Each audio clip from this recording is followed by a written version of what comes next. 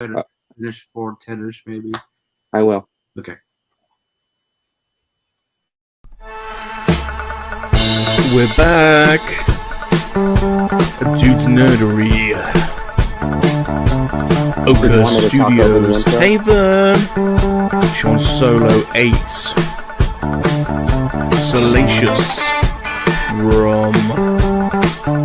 Together. We're unstoppable. This is the best bit, Victor. This is the best bit, of course. Freeman and Homunculism, bringing out toys to play. Third one down. That's right, Freeman and I usually Homunculism, just cancel this thing out. bringing out toys to play. Freeman and Homunculism. All right, everybody. All right. Welcome Hey, back nice to the intro. show. Oh, my.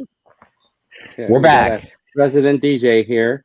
So We're I'm going to back. do some introductions here. We're back. Welcome. This Back. is 3 Men and a Monkey Lizard, and it's your place for lighthearted toy, TV, film, video game, and fun. So I'm going to go through and introduce the hosts. He's a DJ producer, a toy video game collector, your average jester, a personal registrar, and a leader of the Quackian Monkey Lizard Army. That's right. It's Salacious Rum. That's right. Say hi, I like that Salacious. I like that little bit you added in there. Personal registrar. Very good. Very good. Yeah, Very I good. did like I'm that, excited 'cause tonight. I'm excited tonight, Vern. I'm excited tonight. We got someone. We got a really young, a good-looking, talented animator and producer and director on the show. It's going to be awesome. It's going to be awesome. Nice. It's going to be awesome. I'm looking forward to meeting this guy, whoever he's talking about. Damn. This is. Then we got the man, the myth, the legend. He's an action figure review maestro. I took out the short sensei since you stuck all your shorts on hiatus. YouTube's finest. It's Sean Solo 8. Hey, And we what's don't up? have the dudes in. Oh, sorry, Sean. No, that's all. I was going to cut you off. Say hello. Do your intro, Sean. Do your intro. Go on. I don't have Yes, one today. please. I'm just He glad does. to be All back. right. Sean Solo. All right. And the dude's not here. He might check in a little bit. He's in And me, Chicago. Welcome to. Yeah. Welcome, father-daughter night.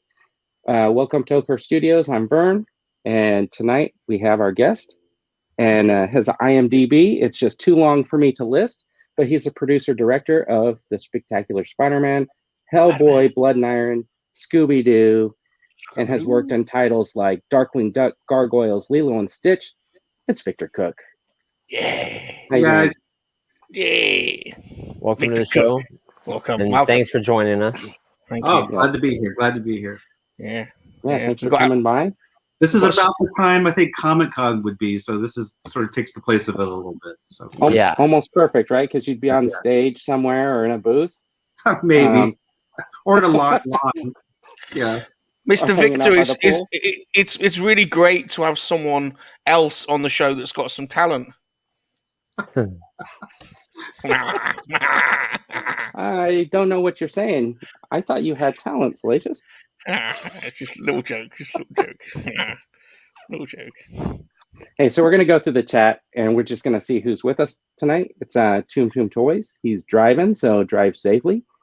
Mr. Get Tomb, the Mr. Can I Imperial- just say, Mr. Tomb is learning to be an animator. He's brilliant. He's absolutely brilliant. His video work is phenomenal, and he's been doing lots of animation. So he's really talented. Really talented, Mr. Tomb. Nice. So we got Imperial Communique. Looks like he's listening in after a long week. He's What's talented up, as well. guys? Hope you enjoy the show. Comedy Video 3S. Thanks for joining us. He wants to talk about Save Spectacular Spider-Man campaign.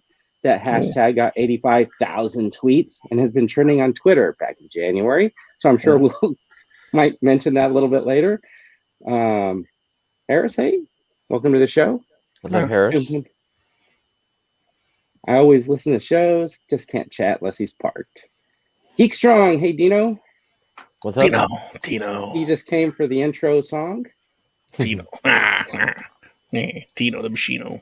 Yeah, that was a good show last Look week at with that. him. Already getting questions. My question to Victor Cook, do you think by campaigning and tweeting Save Spectacular Spider-Man, is there a possibility for it to return?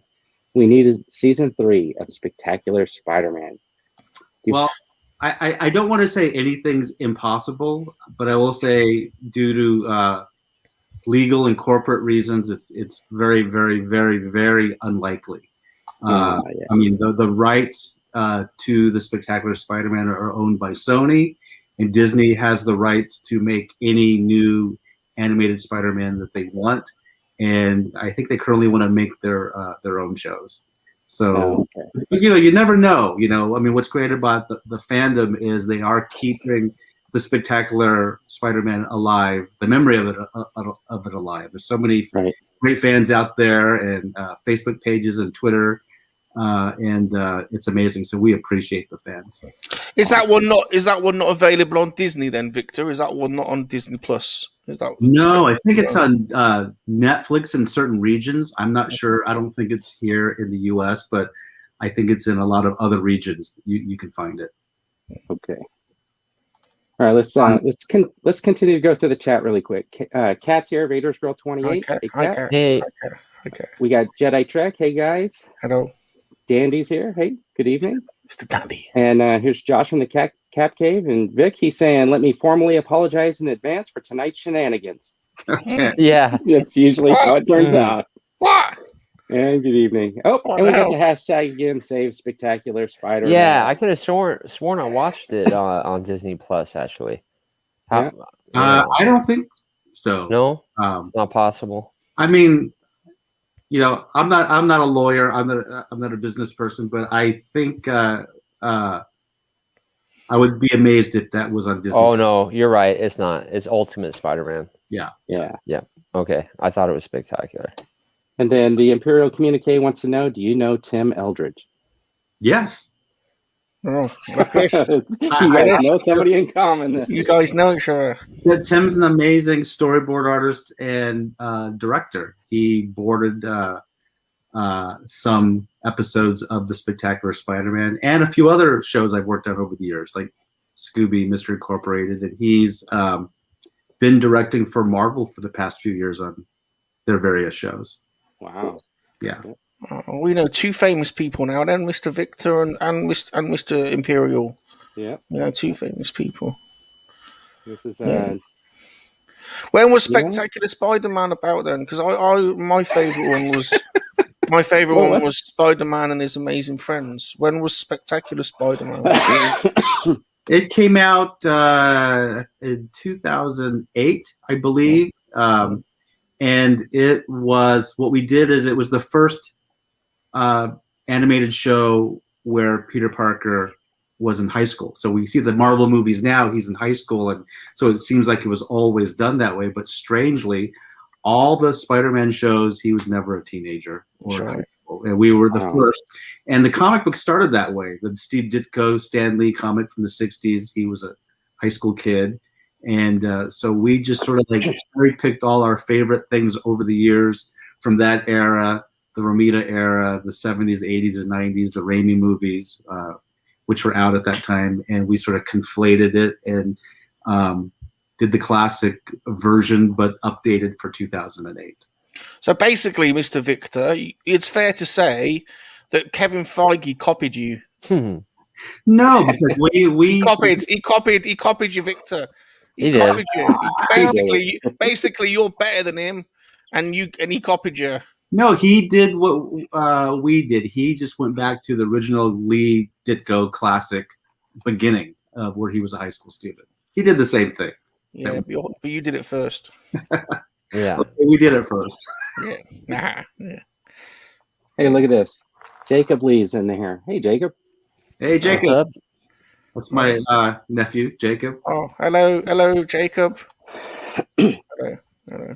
It's always nice when we get new guests in because we always get new people in the chat, which is awesome.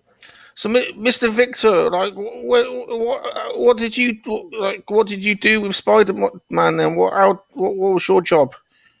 I was the supervising director and supervising producer. So I worked with Greg Weisman, who was in charge of the storylines.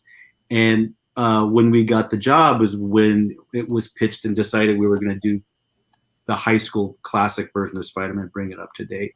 So my main function was the visual side of things. So we knew we wanted this to be very have the action be very fluid and fast animation, and all the Marvel cartoons up to that time had a lot of detail in them, but it was still animated on a TV budget, so it sometimes didn't move as well. So we really wanted it to be super streamlined. So I brought in Sean Galloway, this fantastic character designer who I worked with on Hellboy. He just had this Hellboy. Yeah, he just had this sort of unique, elegant, and deceptively sort of simple in the sense of not as many lines of capturing the characters.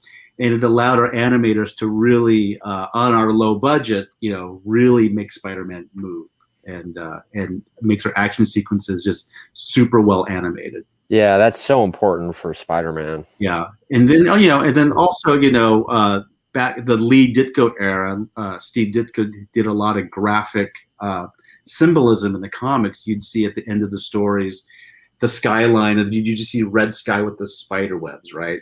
Or if he was at school and he was thinking about what happened the night before as Spider-Man, half his face would have a Spidey mask. I mean, the reader knew he literally didn't have a half mask. It was just simple. So we injected those things into the show, and we were experimenting with all different ways. How are we going to do Spidey sense? In the movies they do these. It could be fancier, and then we ended up like, no, we're going to do what Ditko did. We're going to do the squiggle lines. The bad guys in the comics for Spider-Man, his rogues gallery, they almost all had green dominating their costumes, almost all of them. That's right. Yeah, and I don't know if it was an art Scorpion, octopus, lizard, all of them. Yeah, it could have been just the fact that green looks good with red. It's like Christmas combination, right? Yeah. It would have been just the limitations of the printing process in the day, but for whatever reason, that's how it ended up. So I decided let's run with it and make green the color of oppression and evil for Peter in all aspects. So any villain who didn't have green, we'd do things like give him green eyes or make the lasers green. The jocks and the cheerleaders at school that sort of torment Peter, we made the school colors, green and white, so the Letterman's jackets were green. Little things like that. The hallways kind of were like a mint green, the good old days. Yeah. Mr. Victor. Rockers. Yeah. On the Amazing Spider-Man show, which was one I liked when I was a little monkey lizard, when they used to transition between scenes, they used to make a little sound, and they used to show the Spider-Man symbol, and they used to go, and then, do you remember that? Does everyone remember that? Yeah. And they used to show the little Spider-Man symbol. That was the transition between scenes. That sounds pretty cool. We did some similar stuff. We had transitions. Sometimes we'd have like a bunch of little spiders crawl across the screen. Sometimes we'd have something iris out and back. Yeah, we had some similar stuff. That's good. So Josh asks, hey, as someone who has reinterpreted the beloved source material, what do you think of the response to Kevin Smith's Master of the Universe Revelations? I have not seen Masters of the Universe, but I think it's great they're rebooting it, and but I don't know what the fan reaction is to what they're seeing. So it's completely divided right now. I think if Kevin Smith's involved, I think it's going to probably turn out really great. Cool. So Harris is asking if there were, did you have any plans for a season 3 of Spectacular Spider-Man? And can you say what those plans might have been? Yes. No. God. There were plans and nothing. Don't worry, Mr. Victor. Don't worry about it. We've got solicitors and lawyers and everything. We've got a whole legal team that can deal with all that for you. So you can just tell us. You can tell us everything, and it'll be fine. Honest. Okay. Here's what we were going to do. I think there's some audio there. Sorry. Something wrong with the internet there. Oh man. So how did you actually get started in television animation? Well, I mean, as you well, you weren't there for the first 9 years of my life, but wait, hold on. So for everybody watching, we're related. Yeah, isn't that cool? Yeah, Isn't that cool? And Vern never told us he's related to a super stud. Yeah, Mr. Victor's like the good-looking, like young, handsome version of Vern, basically. And he doesn't get angry. He doesn't get angry. No. That's why he hasn't told us. And he's super talented as well. He's got talents. He's jealous. Well, our whole family, I think, just grew up like loving science fiction and comics and animation. The whole family. Your parents must have been some sort of influence like that. Yeah, my dad, you know, he was a kid back in the 40s, and so and I'm about 10 years older than Vernon, so I was a little kid in the late 60s, and you know, he'd buy me Flash comic books, Green Lantern comic books, but he'd talk about, well, the Flash when I was a kid wore a little helmet. The Green Lantern when I was a kid had blonde.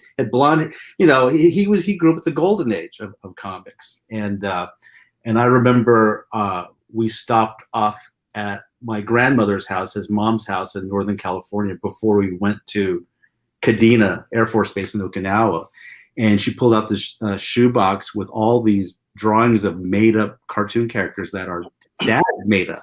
So our dad was really into, and my dad would talk about the Shadow, listening to, you know, these radio. So he like what all the stuff we're into, he was into that, whatever that version of it was in the 40s, you know. Yeah, I like to boil it down to imagination. It sounds like he had a great imagination, and that's like what Vern has, and obviously you have, and all of us, and that's why we get together, because so Shadow knows. The Shadow knows. Yeah. Shadow knows. So he was definitely into all that stuff, and he bought me my first comics. Our mom, though, when I was little, would draw with me, you know, because she couldn't really read and write English that well, but she wanted to do something with pencil and paper with me. So she would draw with me, and I think that just like launched me into drawing, you know. So I just like I couldn't stop. And I was just a kid of the 60s growing up on Hanna-Barbera cartoons and Marvel and DC Comics, and then just in my 6th grade is when we went to Kadena in Okinawa, and all of a sudden it's just anime and live action Japanese superhero cartoons and thick manga comics, you know. So I had sort of had that combined influence of all that stuff. That's really cool. And my siblings too. I think we all loved it. Should we get on with his tour really quick? Sure. Can we have a tour? Can we have a tour of Mr. Victor of some of your pictures? I'll just show you some stuff. So, these are some cells of some stuff I did. This is, if you've ever been to Disneyland or California, I went last week. The animation tour. I don't know if you've ever seen the animation tour, and like Robin Williams and Walter Cronkite in this live action segment. Robin Williams was turned into a Lost Boy. Anyway, I was in betweener on that way back in the day. This is Spectacular Spiderman.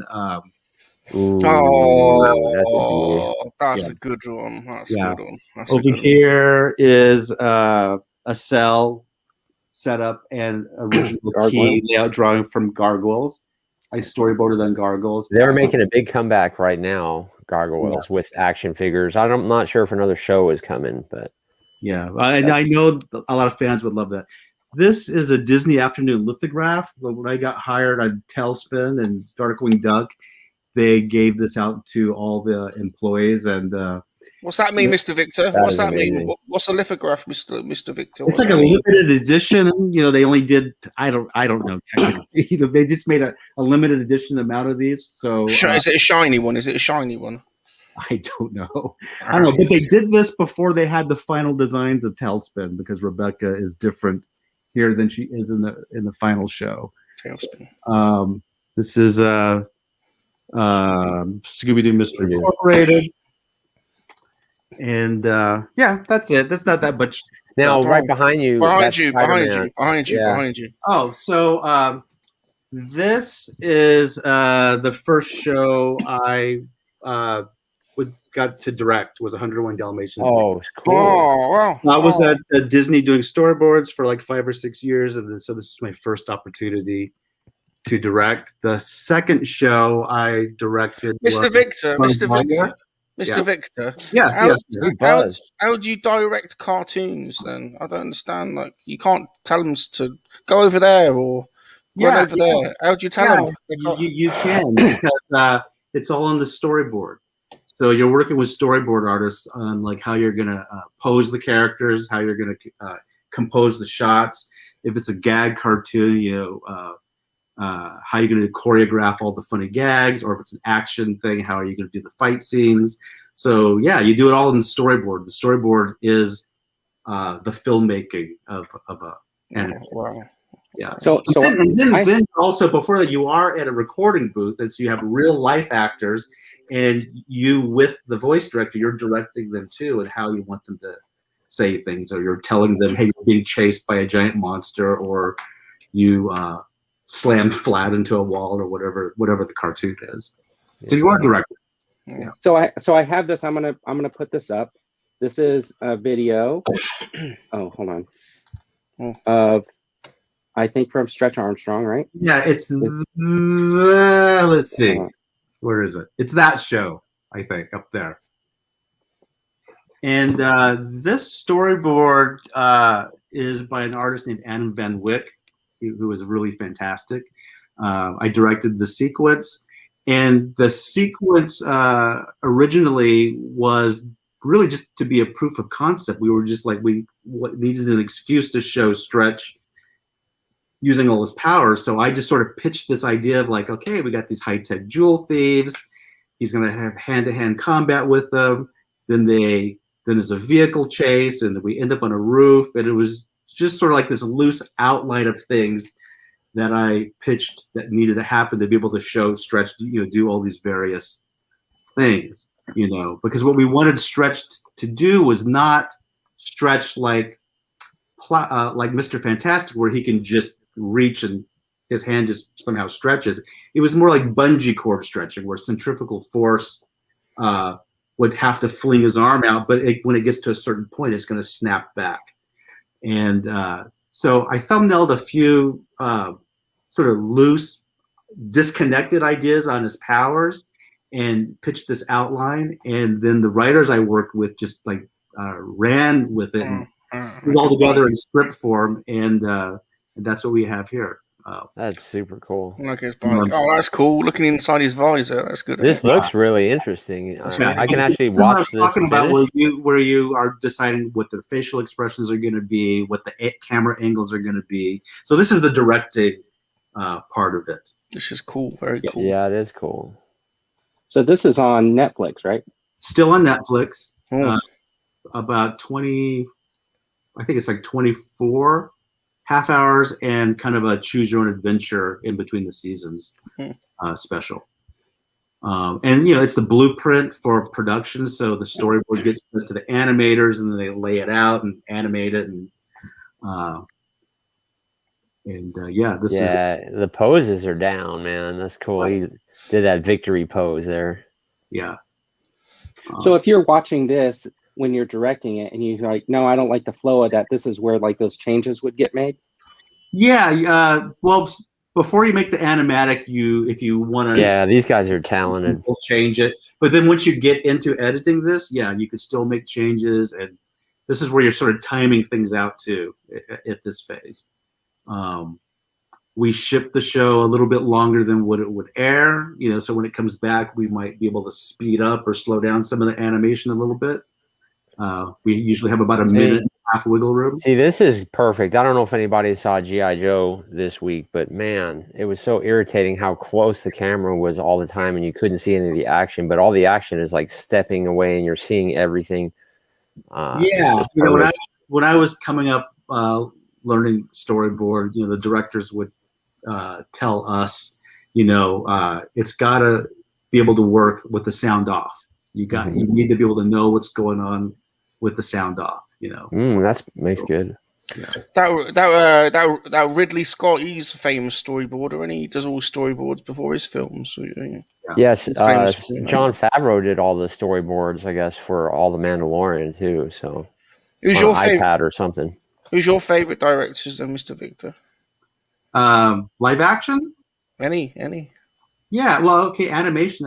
Miyazaki, I think, is fantastic. Yeah, nothing compares. Love his work. Children to adults, just epic. Yeah, and then a lot of my colleagues, what they do, it's a little more unsung than Miyazaki, but there's a lot of people doing amazing work in TV that I've seen over the years.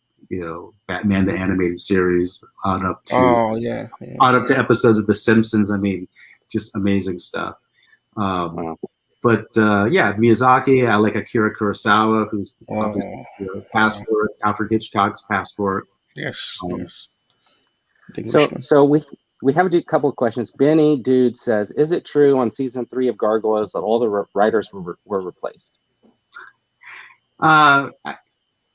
What happened in season 3 is they just sort of really did.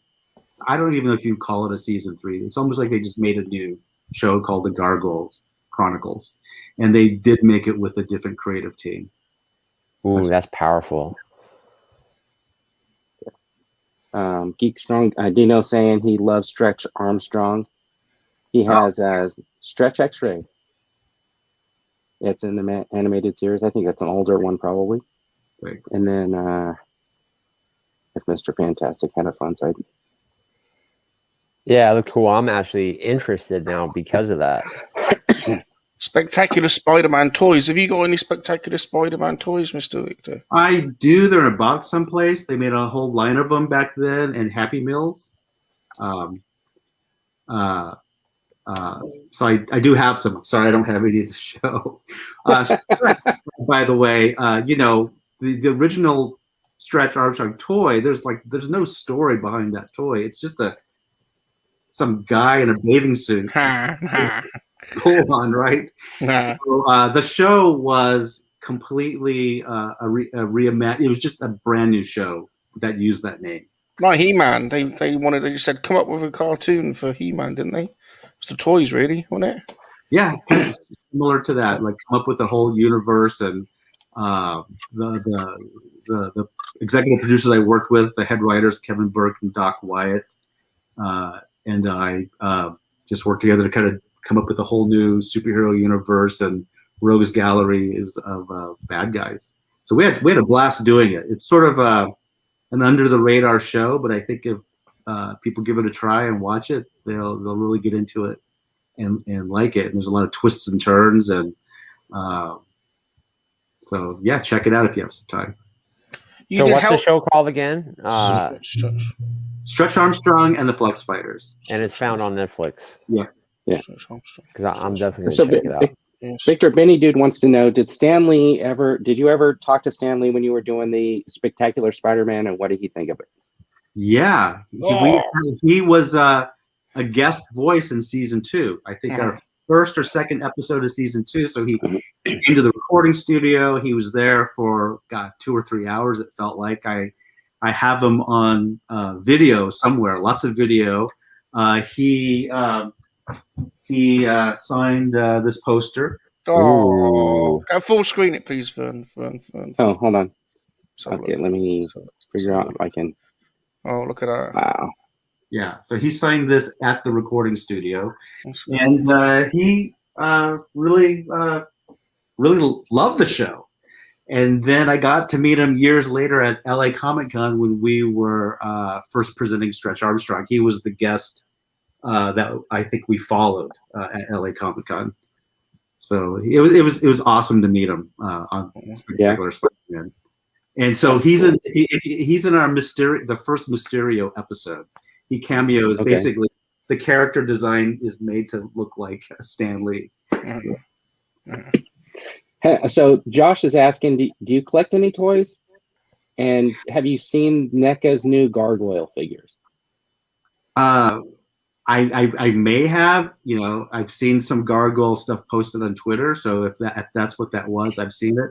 No, I'm not really a toy collector anymore. When I was younger, I was as a kid. But I Vern mean, stole them all. Vern stole them all. Yeah, that's what I did. I stole all my brothers. Start taking their heads off the oh, toys. Yeah, he did. the action figure of my day that I love, and it was just this brief couple of year period, and I think in the late '60s it was, and they did re-release it later, but back then it was Captain Action, and they somehow, this company had the license with every Marvel, DC, King Feature Syndicate, you name it. It's because they had Spider-Man, Batman, Green Hornet, Flash Gordon. It's like, I just can't imagine one company being able to use everybody's characters on their one toy anymore. But that was the big deal, when I was about 6 years old. And so later, when I was at Disney back in the '90s, this is now I'm obviously way grown up. A couple of colleagues of mine, we were all reminiscing about that toy, and this is, I think, before the internet back then, and we were all tracking down trying to get old Captain Atkins. Now, Mr. Victor, we need to speak to you because we're all a bit concerned about Vern, because he's got a bit of a problem. He always has to take the heads off of his action figures and swap them onto other. He's got a bit of a reputation now as the head swapper. Was he like that? Was he like that when he was young? Did he have problems then as well? No, I don't recall that. Anger issues, maybe ripping their heads off. Anger problems. We have a niece. We have a niece named Gianna, who, when she was little, I saw at a Toys R Us a Barbie version of Batgirl, like this collector's version of Batgirl. I go, oh, this is so cool. I'm gonna get this Batgirl for her, and. But she was little, but I just thought our sister would make sure that this thing would get well taken care of, because it was this classic Batgirl, And so gave her her birthday, and I think I visited maybe a few months later. Hey, where's that Batgirl? It was just, the clothes were off. No. There you go. So talking about the Captain Action, right? When I Yeah. was little, I remember Victor bought me a costumed figure, and it was like a Japanese version of the same type of a thing. Oh yeah, it was Man, I think. It was a Rainbow Man. So I had always remembered that, and I always wanted it. And just to show you that I always remembered it, I made a custom Rainbow Man. Oh wow. Oh, Just to have something like that figure that you got me when I was little. So Rainbow Man was, I think my memory is vaguely, it was almost like Ben 10, except he was an adult, where he could turn into a different superheroes. And so the idea is you buy this action figure and you buy the costume of that hero, kind of like a Captain Action. Right. Let's see. I'm going to go through. Let's see. I want to know about Hellboy as well, Vern, at some point. Okay. Well, what do you want to know about Hellboy? Wow, it's one of my favorites. So I want to know what Mr. Victor did with Hellboy. We did. There were two animated DVDs produced by Film Roman, and I directed one of them. Wow. And they brought in all the actors, Ron Perlman. They all came back to do the voices. So yeah, it was pretty fun to work on, But they only did the two. The movies were good, weren't they? Those two movies, really good. The live action movies, you mean? Yeah. The live action movies were great. So would you say that then you were pretty sure that in your life you were going to always have something to do with filmmaking or something like that? I think I thought I was going to be a print cartoonist growing up, because I thought I would, I thought I would maybe draw comic books. I thought maybe I'd draw a comic strip.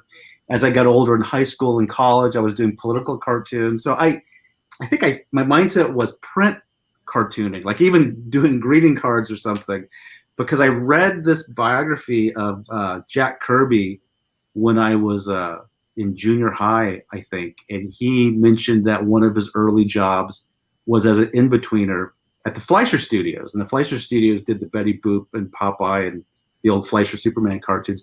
But he described it as factory work. He said it was very dull. He hated it. So, and I admire Jack Kirby so much. I'm like, oh wow, the way he describes, I'm not even gonna pursue that. So I never really looked into animation beyond what I read from him. So I was just focused on print cartooning. But I had a life drawing teacher in college, junior college. I went to junior college first before transferring, and she mentioned that one of her former students was at Hanna-Barbera, and I should contact him. And she gave me his name and number, and I put it in the book. And I didn't contact him for like 4 or 5 years because I just sort of like wasn't interested, right? But after multiple submissions to comic strip syndicates and not selling it, I thought, oh, maybe I should look this guy up. So I cold called him, and he suggested I look into the Animation Institute, which is our unions, our guilds. They have art classes and animation classes. So I took a few, and then the instructor one day said Filmation is looking for in-betweeners in their assistant animation department. And Filmation is the studio that did He-Man and She-Ra and those kind of cartoons. Yeah. So then I cold called the studio. This is, of course, still before the internet and before websites. And they just told me to come in at 9 o'clock. I said, do I bring in my portfolio and stuff? They said, no, just come. So I came. They gave me this folder of He-Man and another folder of She-Ra, like taking a sword out or jumping over a cliff. And they had the 3 extreme poses. I had to do the ones in the middle. And I had such nervous energy and excitement doing it. I finished it by noon and left. And I got a call that afternoon. They said I did a 8-hour test in 3 or 4 hours. When can you start? And that's how I got into animation. I said, I didn't pursue it. So, and when I got at Filmation, my first day or second day, somebody gave me a tour of the studio. And back then, the studios were really divided by what you did. So on the top floor were the directors and the storyboard artists. The next floor down was the animators. The next floor down was the layout artists. Then down below was the assistants and the in-betweeners, and the bottom floor was the colorists. But when I saw on the top floor the storyboards, it was on paper back then, so you saw 3 panels on a page. It reminded me of comic strips, which I was originally trying to pursue. So I thought, oh, I'm gonna see if I could become a storyboard artist someday. So I started taking classes at that guild after work, and then try to make a long story short, I got in at Disney as a storyboard artist.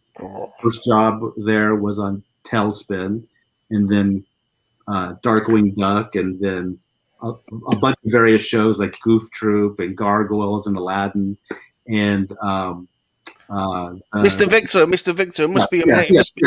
It must be amazing going home and saying, "I've got a job at Disney." It must be amazing. I felt that way when I got the job at Filmation. Actually, I felt like I won the lottery when I got. That's pretty epic too. Yeah. I remember. Now, that's kind of neat that you said that. I just wanted to mention my brother was an artist too. He can sit down and draw something amazing, within minutes. But he must have read what you read, because he decided not to go into animation because he was told that it's a grind. You'll end up hating your job and you won't like to draw anymore. But that's funny.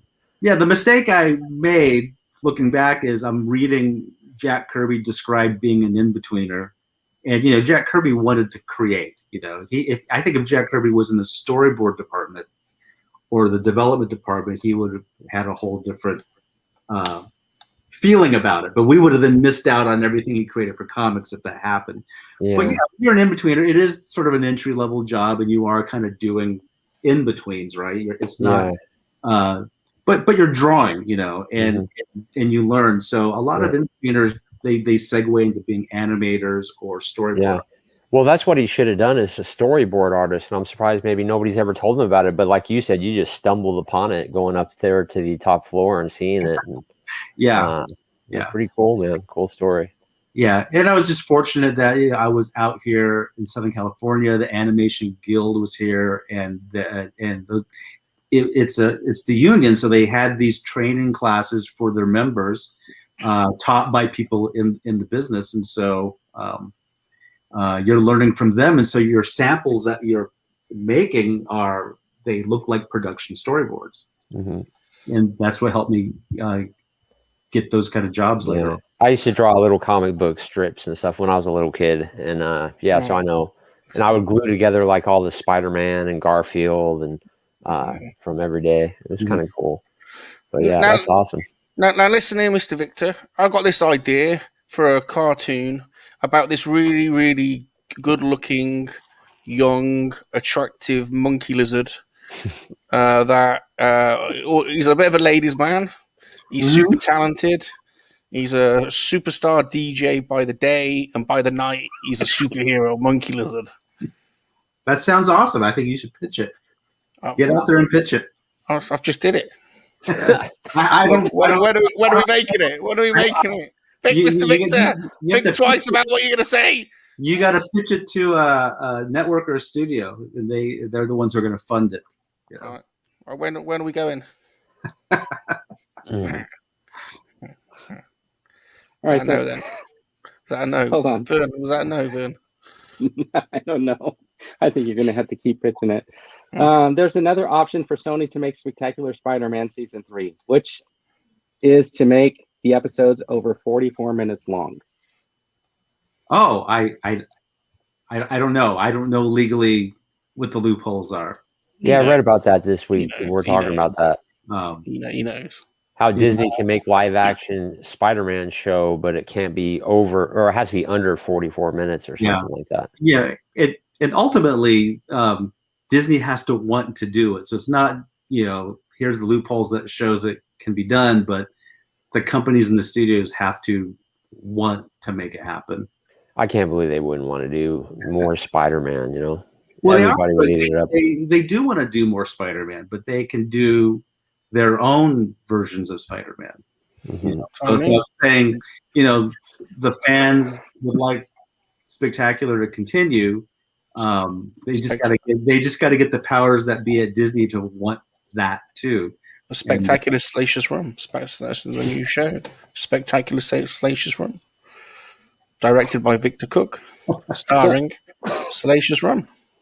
So who's the most famous person you think you've ever worked with? Like voice actor? No, just in general. We had Harlan Ellison as a guest on Scooby-Doo Mystery Incorporated. And I'm just going to throw this video clip up here to remind you that you also worked with somebody else that may not. Oh, yeah. One of the hosts of this show was in one of our productions back in the day. Little Vernon Cook. Is that the little one? Is that Vern? That's Vernon. Oh, Vern! This is of course edited down, but I used to have superpowers. Wow! Look at this. I could disappear. How did you make that happen? It still boggles my mind to this day. That's pretty amazing. I mean, look at those bell bottoms. Look at him go! Run. Look how fast you are! Oh, and the power. Is this on Netflix? Oh, look at that! No. That's like that. There was a Star Wars video that went viral recently with a bunch of kids, but that's what that reminded me of. Yeah, Starboy. So I will say this: like I do a little bit of stop motion on my channel, and a lot of that is just because of growing up with you making films like that and doing little stuff. So I have learned a lot of that when I was little, and I'm still no good at it, but I keep trying. I'm sure you're way more advanced than that for sure, what you're doing. Well, with technology, it's a little bit easier. But I remember when you used to animate the robots, we have one video where I'm like sitting there, he made me sit really still, and he animated one of these like Mego figures in my hand, like I was the giant. I was trying to find that one, but I couldn't. Wow. You're jogging my memory about that stuff. Yeah. Hey, that's pretty cool. So John over at Super Awesome Geek Show says, "Hello, Victor. Good to see you." Hi, John. I drew a jaw on Monday. Yes, we got a lot of people. There's a lot of people in this community who draw and are very, very creative. Talented. Actually, the pictures that people are posting on Twitter and stuff like that. It's some of us have natural talent. Yeah, the dude I remember the Gargoyles fans used to have their own conventions back in the day, and I was invited to a few of them, and a lot of them were amazing artists. I remember. Yeah, the fan art was really, really good. So see, you should go back to doing videos like that because Starboy X needs to make a return. Starboy X and the Spectacular Salacious Rum. Starboy X and the Spectacular Salacious Rum. So That's it. That's what people want. People are clamoring for it. It's going to be massive. Yeah. It'll be massive. It would be. I could see it. It would be. So hold on, I'm going to try to show one other clip here, and I have a question about it, but I got to figure out how to do it again. But you guys can go ahead while I'm trying to figure it out. If you have any more questions. I just can't believe we've got Mr. Victor Cook here. It's unbelievable. Can we have another close look at that Spider-Man behind you? Can I? This one is it was for the 10th anniversary of the show just a few years ago. Sean Galloway, the character designer, did this, and we had a little convention at Sapphire. He's got big eyes on that one. Big-eyed Spider-Man. Yeah. That was always a favorite for me, the big eyes. Big eyes. And that's classic design, isn't it? That's really happy to get that one. Very cinematic. Yeah.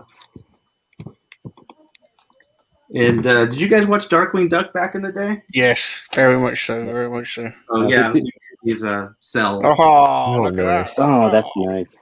Oh. The dude will be sorry that he missed the show today because he said that's his favorite. Darkwing Duck. Yeah. Yeah. Okay, so did you go onto the Disney? Did you go onto the Disney lot, Mr. Victor, to do all that? We were. It was at Disney TV Animation, and we had a few different locations over the years, but it was a good long run where we were on the lot. Actually, oh wow! Even when we weren't on the lot, we could go on the lot. But we were actually on the lot for a lot of years, and that was. Was it magical? Is it magical?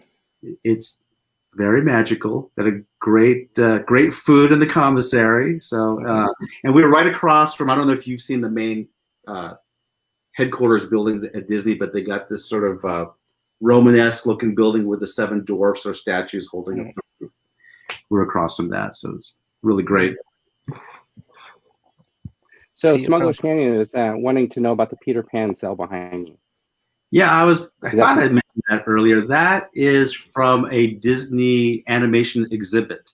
So when the Florida Disneyland opened up, and here in California Adventure, if you went to the animation exhibit, there was a short film called Return to Neverland. And it starts off live action. You see Walter Cronkite interviewing a lot of tourists, and Robin Williams was one of the tourists, and he wanted to go to Neverland. And then he gets turned into this animated character. That's Robin Williams. And then he goes to Neverland and has an adventure with Captain Hook. And then you kind of learn a little bit about the animation process. And the featured animator on film in there is an animator named Bruce Smith, who is the creator of The Proud Family, if you guys know that show. That was on Disney Channel a few years back, and it's been rebooted for Disney Plus. Right. Have you ever worked on any Canadian productions? No, but we've had some Canadian animation studios help us out on shows, but no, I've never worked on a Canadian production. Okay. So I'm going to share this. This is a scene from the Spectacular Spiderman. Oh, really? Yes. I'm not going to play the audio, though. And I just have a question. So this is, I think, the end of the series, right? Yeah.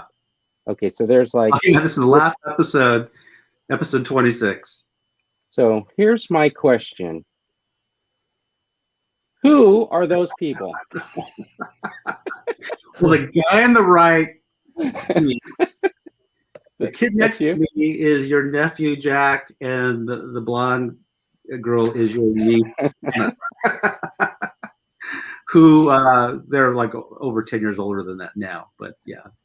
Yeah, I kind of see my kids into some of the shows I work on. Well, Easter eggs. Easter eggs. Well, I think it's kind of an Easter egg too, right? That like the color green for all the villains in the Spectacular Spider-Man, stuff like that. Those are just like hidden things that you guys knew. Yeah, it's like we did it as a filmmaking thing. It was fun for us. Sometimes fans would notice it, and sometimes they wouldn't. But once they hear about it, they think it's kind of neat. Like we had the Enforcers show up in episode 1. The main villain in episode 1 was the Vulture. But we had the Enforcers, and the Enforcers, there was really nothing green about their costumes, but we had their goggles tinted green. But like their lasers and the net that they shot at Spider-Man, all that stuff was green. So like I said, if they weren't mostly green in their costumes originally, we would find ways to inject green into it, into the villains. Look, and here's the dude. He stopped in. I wonder if he's been watching any. We got to see your Darkwing Duck. I never noticed that before, but they are. I never noticed that before, but they are all green, aren't they? The baddies, they are all green. They're all green. Hold on. Spectacular. And then Carlos says, "Save Spectacular Spider-Man." A lot of people that want that show to come back. Yeah. I'll go watch it. Yeah, it's a great show. It was, such a dedicated, talented crew, and we like I said earlier, we were just trying to do our best to capture that Lee Ditko era and bring it up to date. And this is before Netflix, by the way, so we're kind of used to shows that continue and you binge and a whole season makes the story, but it wasn't that super commonplace in cartoons before. I mean, there was I'm talking American cartoons. There were some exceptions like Gargoyles, but they tended to be, it's just this episode and then the next episode, and they weren't connected.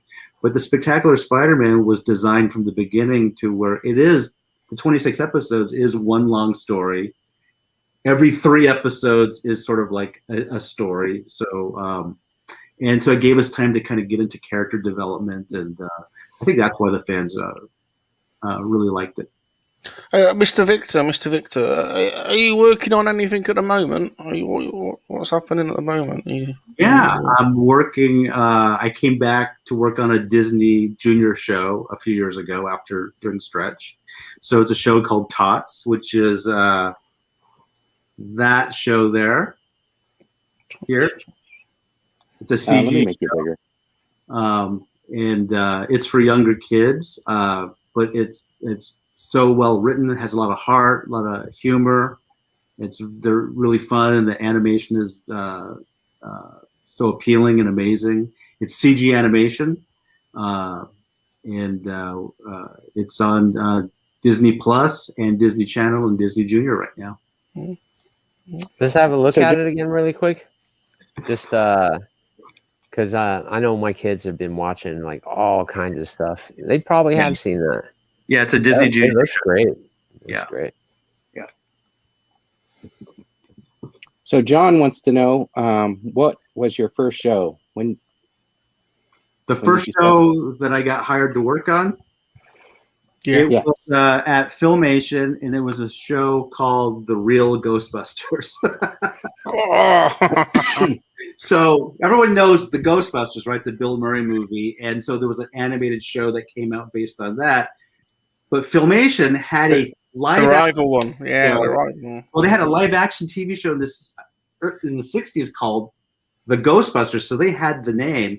So they wanted to capitalize on, because the movie, so their cartoon was The Real Ghostbusters. So had nothing to do with the Bill Murray movie. But that's what I got hired on to work on. It was kind of like finishing the show.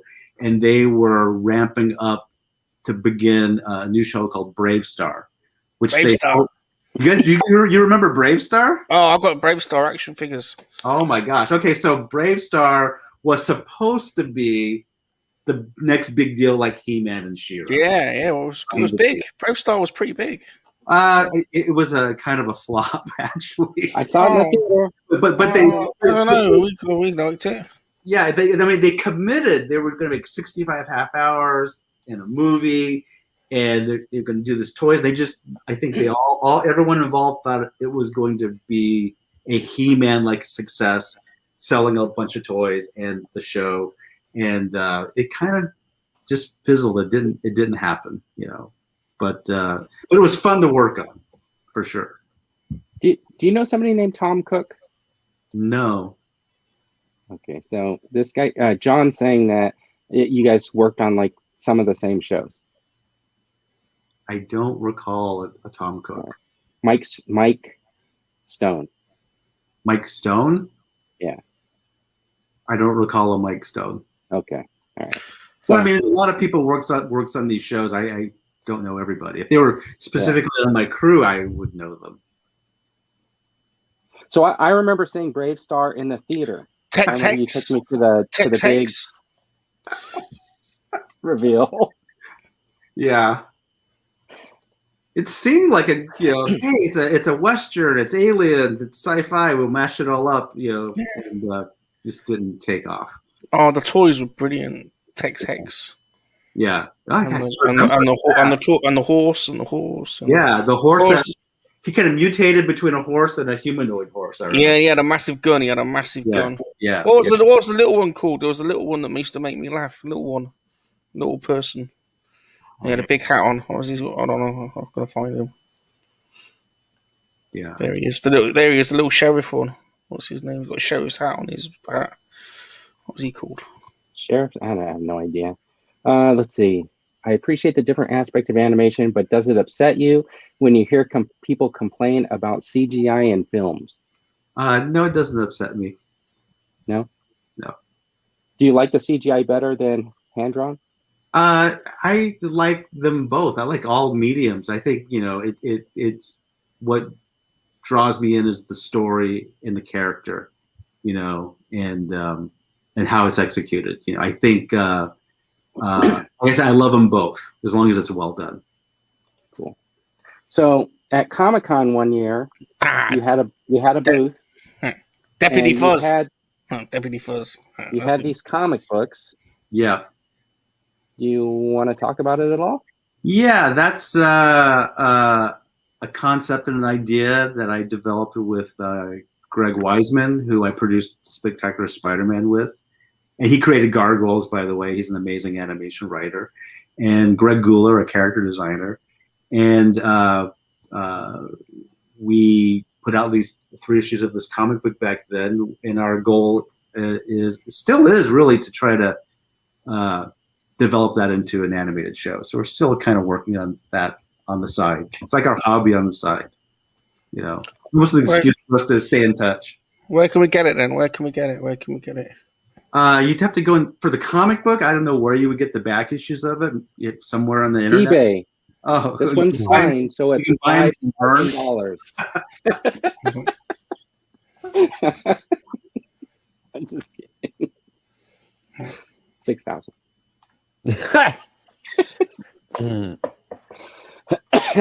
I think who pressed these? It was Oni Press, right? There's a company called Ape Entertainment. Okay, okay, I see it. Ape Entertainment. I'm not sure if they exist anymore, but they were the comic book company. Deputy Fuzz was my favorite character in Brave Star. Deputy You Fuzz. finally were able to Google it. I'm impressed that he remembers Brave Star and knows all these characters. Yeah. All I remember is Brave Star. That's it. I don't know any other names of any other character. Just all evaporated. Salacious has the toys, so of course you can know some of the characters, right? That's amazing. So, have you had your voice in a cartoon? Me? No. Ever get? No. Okay. No. Did you ever want to? No. I mean, sometimes I would help. We would have to sometimes scratch, like if an actor didn't show up, but we needed to fill the voice in for the animatics, so the storyboard guys could work. Somebody in the crew would do that character's voice. I've done it a couple times. I'm not a good actor, and I don't think my voice sounds that good. So no, it's not something I want to pursue. Did you ever think that maybe your brother wanted to do something like that? No, I'm not a mind reader. I don't know. Plus, you've got an eye. Plus, you always got an eye for talent, haven't you? You know, you got to look for talent. Go There for you talent. go again. Oh my gosh. I bet you've spotted some talent tonight, ain't you, Mr. Victor? Immediately came on the show and I thought. haven't seen any examples. I bet you immediately came on this show and thought, God, there's one of them's definitely the creative force behind this show, and the others are probably just riding on the back of his talent. Yeah. Probably. So I know you sure have you a place you got to go to. I'm sure you thought that, I'm gonna Mr. give you Victor. The 4 o'clock reminder. It's 4 o'clock Oh, right now. all right. Thanks a lot. So when you have any last questions before I take off? So yeah, let's just go back to the spectacular salacious rum opportunities here. Now, I'm willing to give you first rights as the director for this show because it's going to be massive. In Kowak, it'll be massive. What do you reckon? You can. I'll be good. Monk. I'll be good. Animated. I'll be good, wouldn't I? What do you reckon? I'd say get your show Bible together, get your story ideas together, and go pitch it to the studios. And if you get options, I'll sign. He's signing. You've heard it here first. He's signing. He's signing, everyone. I've signed him up. It's happening. This is happening.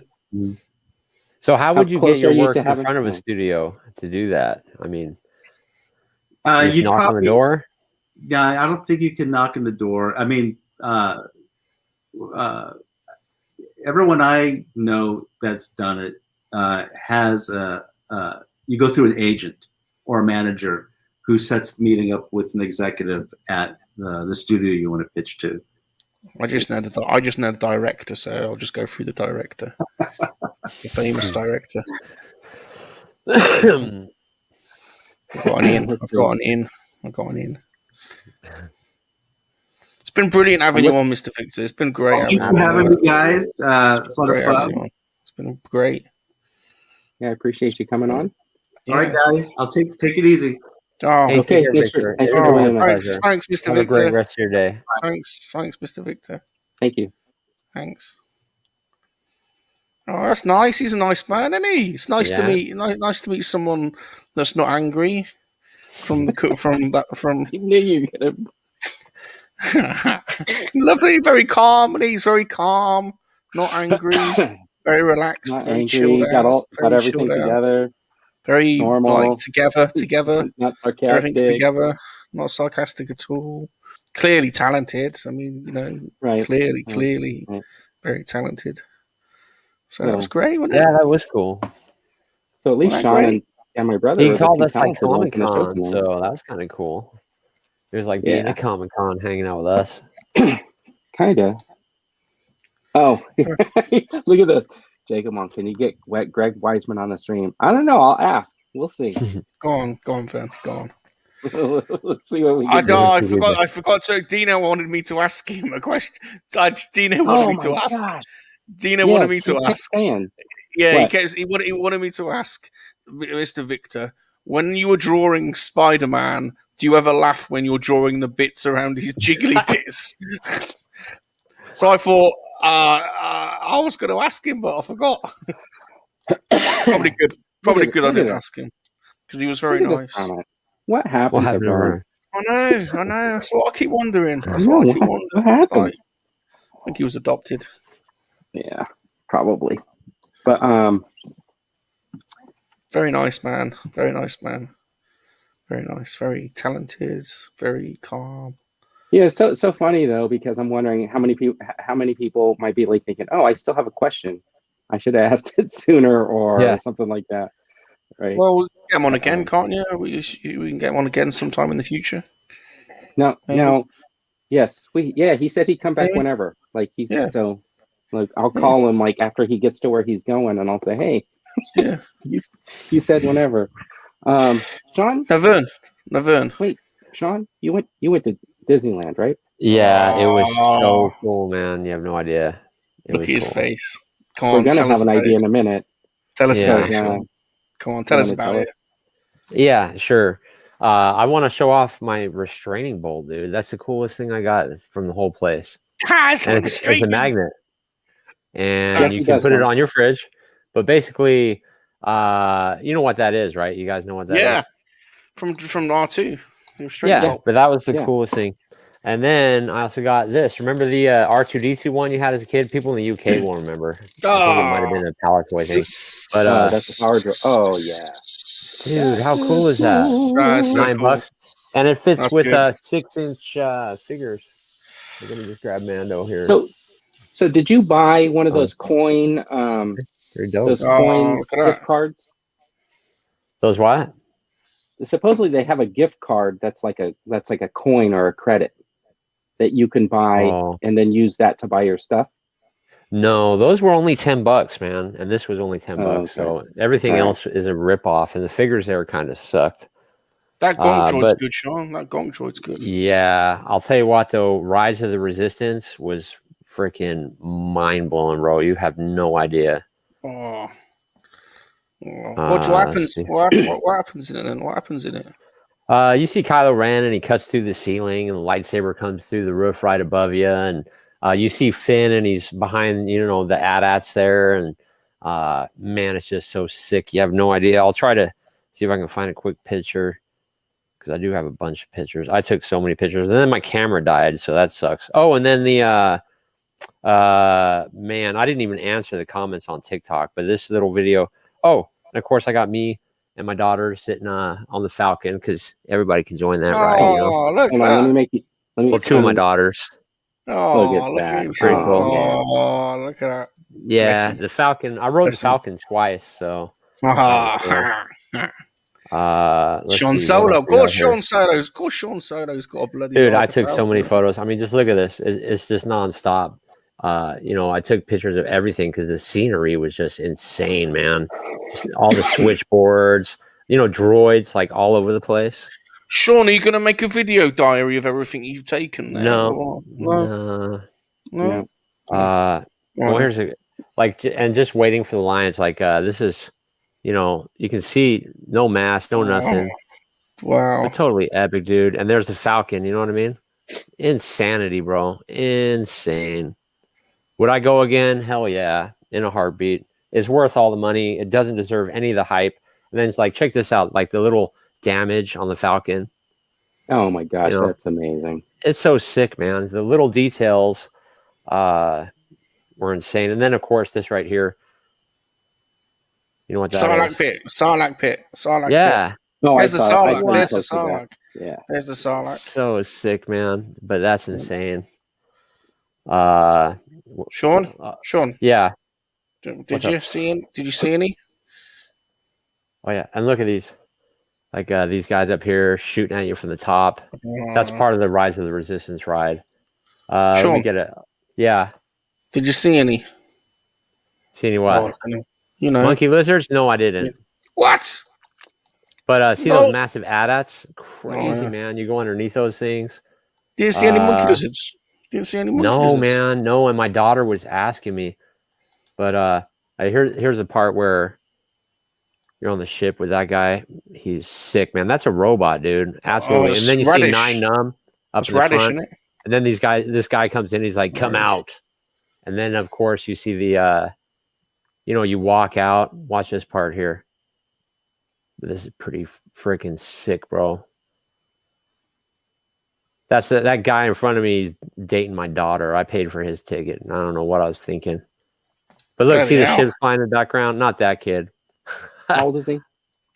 I think he's 17 or 18 or 19. Have you given him the speech, Sean? Have you given him the speech? Yes, I did. And see the massive TIE fighter. Yeah. But anyway, I won't spoil anymore. But dude, if you need me, send me and I'll give him the speech. All these people. Oh yeah, this might be good. I haven't seen this one. But I guess BB-8 pops up. Oh, there's my beautiful daughter, another beautiful daughter. BB-8 rolls back and forth. And then, let's see, Ray will pop up. She's like, "Help us. Come on, Ray, pop up." Oh, I didn't record it. Oh, well. But you get the general idea. Highly recommended. It doesn't deserve any of the hate that people will say, "Oh, it place sucks," and all that crap. Yeah. No way. No way. It was unbelievable. You would probably need an entire day just at Galaxy's Edge, I bet. I'm going pretty soon. you have any food there, Sean? Did you? Yeah, I would love to go. Next time I go, I plan on going for a day, and hopefully we can maybe get together with friends and all meet there. That would be super cool. Oh, when you walk in the shops, the doors go, just like Star Wars. It's so sweet. Did you have any Star Wars food? Star Wars food? No, I didn't, man. I got a lot of pictures of it though, and it's all hanging from the ceiling. And then they have like a pod racer engine that's like cooking this big piece of meat. This massive engine is just flames coming out, cooking this piece of meat, and this droid's rotating it. It was so cool. No monkey lizards. No, none. No. This is John sent a picture over. I'm gonna open it up. This is the credit you can buy. Did it pop up? Oh, sick. I didn't know about that. It's a gift card. You can put like $50 on it, and then you can just spend the $50 there, and then you get to keep that. That's an extra souvenir. Oh man, I wish I had known. That's super cool. So I saw this question. Sleeping's here. Hey, Sleeping. You missed our guest. He had to take off. Hello. We got a question here about who's your favorite Spider-Man. I don't think that was actually for us, live action Spider-Man, but Jacob, mine is Tom Holland. Tobey Maguire. What's he saying? Who's your favorite live action Spider-Man? Oh, live action. To be honest, I'm still waiting on that one because I love Amazing Spider-Man and no one's been quite close to that yet. So Amazing Spider-Man, he's a little bit older, and he's in that special apartment and he's got all the technology. So. No, he didn't pay for a ticket. I did. It was her graduation gift going to Disneyland, but I used that excuse to get, ride the Falcon. So. So Josh said earlier that my brother was the answer to my super complicated riddle, the giveaway that I gave. No one really understands. I left clues and videos, and I said, "Hey, how am I connected to all these things?" And the answer was, of course, my brother. So no one got it earlier. No one got it. No one understood. He got it in less than an hour. Well, he's a bit of a teacher's pet, any that cap cave. No one got it. No one even understood. No one understood. Oh yeah. And I also like that one guy that played the American version was good too. Yeah. Oh yeah, the TV show. Mm-hmm. That guy was good. Yeah, here's Josh. He got it. No. Okay, so do you guys want to do? I want to win a Miss Minutes. Josh. Me too. Actually, he's not. He's nice, Cap. He's not. He's right. He did well, Cap Cave, to get that. Well done, Cap. Okay, so those Miss Minutes look good, don't they? Toy Fun. Sean, what did you get? I did. I got madness, man. Absolute madness. Come on, Sean. All right, we'll start by some scores I got at Daiso. I posted it on Twitter, but they had these cool crates, man. Check those out. Where'd you get them from? They are really cool. Daiso, they were $1.50 each. It's a little Japanese store. And I also got these stands. They were $1.50 each. I cleared them out of those. And I got these ones for vintage collection. They're like little steps. Yeah. Oh, nice. So they're at that same store? Yeah. So I got those and the crates. I cleared them out completely. I got some mail calls from a few people. I'm sorry if you're in the chat, but I got so many different packages this week. But finally got this guy. How cool is that? A cute ass cat on a mech droid that turns into a bike. What? But dude, yeah, I wanted that so bad. I don't know if anybody collects those. I don't know that one. I don't know. And thanks to Vern's review, my most recent pickup. Oh yeah, that looks good. Yep. So now I have every single Black Widow ever made from Marvel Legends. So next is going to be SH Figure Arts, I think. I finally got my second copy of Beskar Mando. That took forever to come, man. Yeah, but you have to have one of those on card. Pretty cool. Nice. Nightmare on Elm Street, Freddy Krueger. Nice. I don't know if I showed that last week or not. I wasn't here. But he goes, "I'm your boyfriend now, Nancy." See the phone and the tongue? Pretty wild. Okay. That's not all. I got me a dupe of this guy. So had to get another one Nice. in package. Showed up. I got this one today from our friend over on Twitter. I think it's Dava or Dava, but he says, "Please help me. I've been abducted." So now I've got 2 of those. But one's like non-articulated, and then it's like a rubber, a bendy rubber, and then I got one in a normal clothes. So I spent over $100 on Caroline this week, which is crazy. But I'm not done, guys. Oh no, it keeps going. Hang on. All right, and then I got 2 G.I. Joes. Said I wouldn't get any. Isn't it crazy? I've got like 8 of them now. But I got this guy. This one, Josh sent me one of these. I can't remember which one he sent me, but I appreciate it. But I got both. And you can blame Vern on that too. And then last but not least, blame Vern. this went on sale for $24.99. I think it was on Amazon. What? Yep. Yeah. So I had to pick it up at that price, man. Can't beat that. On Amazon, 20 quid. Wow. Yeah. Yeah. Get two. It was one day only. I wanted to get 3, but like I said, I spent $100 on Caroline, going to Disneyland. Oh man, I'm up to my eyeballs. So but that's it for me, guys. I appreciate it. I wanted to share it. Oh, woo! So that Dava, he's hooked me up. He's sending me the Zelina Vega wrestling figure. He was able to snag that. And we're doing a trade. I happened to pick up a Zartan in the store, and I saw his post earlier in the week where he just missed one. So we're just doing a swap. Perfect. Salacious, you want to go next? I'll go next. I'll go next. There you go. All right, Bob, get a camera. So what do we got? A few things. We got one of these. These aren't new, but we love Godzilla, as we've said on previous shows. And we've got a few Godzillas, a couple of older Bandai ones, but we are a big fan of the new films. I know a lot of people don't like them, but we do. So that's that's beautiful. So he's quite cool. And that's a NECA. And then we've got a few NECA figures like RoboCop and some more alien than anything, but we wanted a endoskeleton, so that happened.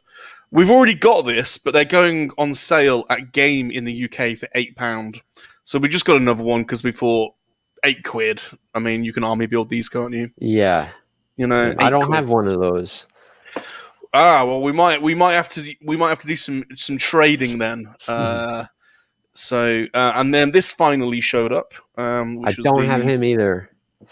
Gaming Greats Cal Kestis. He's a good old. He's cool, and I like the fact that you get his droid, and you get, I forget what these little creatures are called on one of the worlds, but so I like him. Of course, Bob, our Earth Mother always stops around with the pops, so the amount of pops that our Earth Mum brings around is awesome. So we've got another child. They must have made 50 of these variants now, and another Mandalorian, another variant. This time with his Pike. Then this showed up today, which is the 50th. So good. Yep, so good. We have got the other 2 on order, but I don't know why this one showed up and not the other 2. But he's not coming out though, because this card back is just epic. So he's staying on card. These are on sale in game. I think £8. I think. Open it. So we've already got one. So this one will probably come off the card because we'll keep one on card and one off the card. And I've already got a couple of these, but they're on sale in game. So we got another one. Oh yeah, that's beauty. Because they are very nice figures. So we're probably army building these, to be honest. And I've already got this, but it was on sale in game. So that's a really good figure, yeah. Yeah, they're cool. Oh yeah, that's nice. They're really cool. She's worth a fortune over here, I think, man. Like $80 or something stupid. Really? Oh, they're on sale here. I think that was £4. Damn. So maybe we need to get a few of those. I missed a package today as well. There's a package being delivered on Monday. You know those Clone Wars Black Series specials, Vern? You know the ones that I was going to order for you, and then you ended up getting them. Yep. They are finally hitting UK households this weekend. So there's an indication for you. So because you guys couldn't get them. Then you could. We got them straight away, but we're only getting them now. So there's an indication of how long it's. We always can order it on day one, but it takes a lot longer to get here. And then we went into a random charity shop today, and there was nothing in there apart from a wooden Joker figure for some reason. Oh, amazing. That was the only thing That in was there. Was that like a loot crate or one of those loot crate things? Yeah. It says the loot crate. That was literally in the toy section. There was literally nothing good apart from that and him. He's a 3.75. He's from the Pike. He's not a Pike, but he was from the Pike Syndicate from the Solo film. So that was the only thing we found in the charity shop. 10p. Nice. How about that? 10p Yeah, bargain. can't beat that. No. So that's our little haul for the week. That's really good. I really like those shore troopers, man. Maybe you'll have to, if you can get them that cheap. I wonder how much they are over here. Because I don't have any 3.75.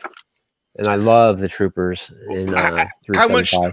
Can you still get a hold of those, that Black Series Mandalorian with the child?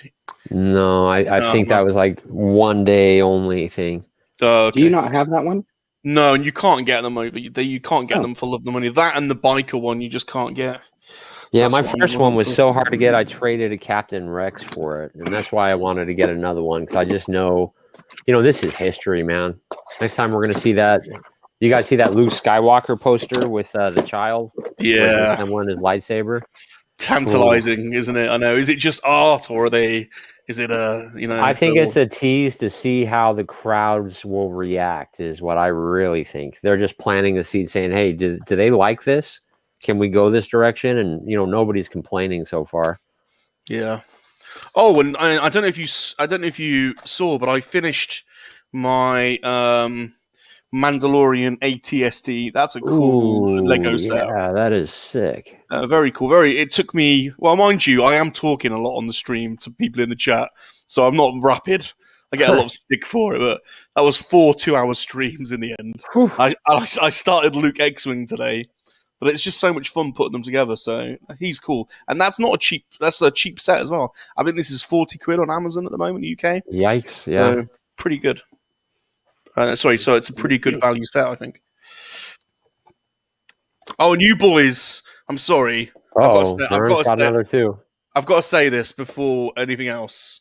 You guys are totally for blame for this, but I ordered the what do you call it, Galactus. Oh yeah, I don't know if I'm gonna do that or not. I'm blaming you guys for that. Yeah, we got to blame you, blame them. We ordered the Galactus. Wow, I didn't do the Sentinel. To be honest, Sean, I actually chloroformed Bob. Chloroformed him. He was out for the count, and then I ordered it. Yeah, he's only just accepting it. Good. Nice.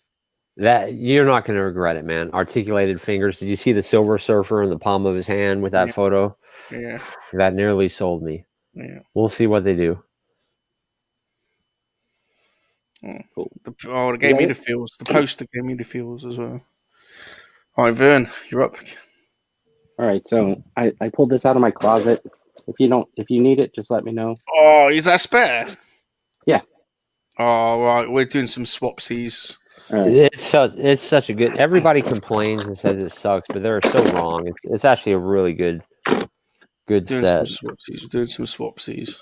So I did another. I don't know if I showed these off or not, but this is another Goodwill box. I think it was like right around $50 or whatever. Had some legends and stuff in there. There was like this Captain America. I don't know which version this is, but it might be like Game Reverse or something like that. It is, yeah. Had this Wolverine. I'm sure I'll use these for body swaps or head swaps or something. Do you know what Spider-Man this is? Yeah, that's Big Time Letdown Spider-Man. I want one of those. Is that his real name? It's not his real name, is it? It is. Big Time Letdown. Big Time Letdown. Well, it's supposed to be Big Time, but Sharpness Prime calls him Letdown because it's a Big Time Letdown. All right. But anyway. This guy was in there. Do you know this one? Who that is? That's Spider-Verse also. It's from the game. Oh, I see. There was a Doctor Doom, but I already have him, so this is like an extra. Yeah, I got one of those. My neck popped off of mine. He's good. Another that's Spider- Spider-Verse, yeah. Okay. So these are all Spider-Verse. Mm-hmm. I want the one, if you have the one with the OG costume, though. Ooh, I want that one. What do you mean? Just the normal costume, like on the cover of the game. No, not that one. That's a negative one. I got a couple, but I don't have any like Spider-Man like that look like this. But I had got this guy like a couple of weeks ago. Ooh, I think that's a Toy Biz. So that's it looks like just like that, but the spider symbol is like white, basically. Oh, okay, all right. And then the reason why I got him though was this lot was because it had like some Batman figures in there. Yeah, that was so good. Badass. I couldn't believe like getting the whole lot. You know, Badass. You stole it, man. How do you score those deals? This is yeah, that's McFarlane. He's a good one. Yeah, I seen a Super Awesome Geek Show review that one. Yeah, a long time ago. So I kept saying I'm not gonna do those 7-inch figures and stuff like that, but just being able to pick them up in a lot like that, that's the way to for me the way I'm gonna go. And then the best figure that I got this week so far. He keeps getting the lots, doesn't he? Oh yeah, I did go down on that. I was hoping they had her at Disneyland because I would have bought her, but nope, sold out. Is that figure arts? Is that figure arts? Yeah, this is the SH figure arts. That's the latest one, huh? Probably. Yeah, the one in the white outfit's like a pre-order, so that's not coming out till like November, December. Oh yeah, I saw that too. Yeah. But I did like the hair on that other one because it seems like it's more down, and then she has like the braid that comes over the front and stuff like that. So, but yeah, I'm gonna buy one. Not sure which one though yet. She's a special lady for sure. Special lady. Yeah, I've got 15 now. 15. 15? Black Widows. 15 yeah. Black Widows. Wow, 15. But that was it. That was all my pickups. I did want to mention, thanks to everybody for supporting my channel. I got my 4,000 hours. Oh, well done. You got it. You got it. Well done. Yay. Yay. So, Yay. But yeah, it's not easy to do, man. Not easy to do. Yay. Oh my gosh. Yeah. Those, well, the short videos really helped with like getting the subscribers, right? Yeah, and like if you look at it, it just looks like you got a phenomenal amount of viewing hours, but you really don't, considering what they have, what they count. Mm-hmm. And so it was really hard pushing that. But I think like doing the live streams really makes the difference. Yeah. So. Oh, congratulations, Vern. You deserve it. You deserve it. That's good. That's good. It's really good. It's really good. It's really good. Do you guys want to? What do you guys want to talk about? You want to talk about like any of the massive amount of stuff that came out this week? Oh, dude, what a drama-filled week, huh? Yeah, crazy. Besides Galactus Salacious, have you bought anything else? Well, there's that Regal Road. There's that, God, it's getting a bit much, to be honest. We first of all, Hasbro. I mean, they're knocking it out of the park, really, aren't they? Because they're just releasing so many figures, but it is hard to keep up with them. We ordered all of the vintage collection and the Black series that have come out. So they had the maybe we'll need to find some pictures, Vern. But they had the Clone Wars Tartakovsky animated vintage collection figures. What is it? Who is it? Hasbro. If you go on Hasbro's latest releases, they had the Clone Wars 2D animated series, the Tartakovsky vintage collection figures. Is this on their website? Yeah, probably on Hasbro. Should be on Hasbro. Yeah, Hasbro Pulse. Yeah. Oh, right, yeah. Be on Fan for Tracks or something else if you can't find them. Okay, I'll go there. But yeah, they've been releasing. So I mean, they're great. I mean, they're unbelievable. But they're just coming out so quick. And so before that, we had the Power of the Force Cantina set Black Series. Although you can't pre-order that yet. You can't pre-order that yet. I don't think. But what do you guys think? What do you think about these like Target carbonized figures that are due to ship next May? So again, that's what I mean. They had all these. What's that? What's that? What's he got? Look at him. What's Sean got? What am I missing? What's Sean got? Look at Sean. Oh, yeah. What's he got? What's he got? I can ride that. Oh my gosh. Hey, Dandy, thank you. Oh, Dandy, your first sticker. Oh, What bless a him. guy. I don't have a scantily clad person in a video to show you. That's not my channel. Oh, But you if need you to. want, You need to do something. I'll do a head swap right now. You just tell me which two figures. There you go. That's going to be his thing. If you send him a super chat, he'll do a head swap for you. That'll be his thing. Just put the two figures' names in the chat. So we had the Power of Force Cantina set, didn't we? And they announced that, and then so that's cut. So we all have to order that soon, don't we? And then they had the Emperor Throne Room Vintage Collection. Okay, so which figures are you talking about from? Because I'm on Panther Tracks. Tartakovsky Clone Wars Vintage Collection. Do you want me to show you? Yes, please. Can you share it? Yeah, hold on. All right.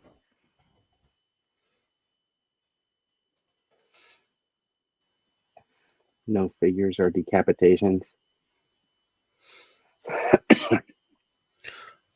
Oh my God, those Carbonized have just gone live as well. Yeah, that's what I'm saying. They went on to the Target website yesterday. They've just gone live now on Star. Okay, so it's crazy the amount of stuff that's just come out. Let me show you this. I always go to Star because they always have, in the UK now, they always have the figures pretty quickly. So let's go Chrome tab.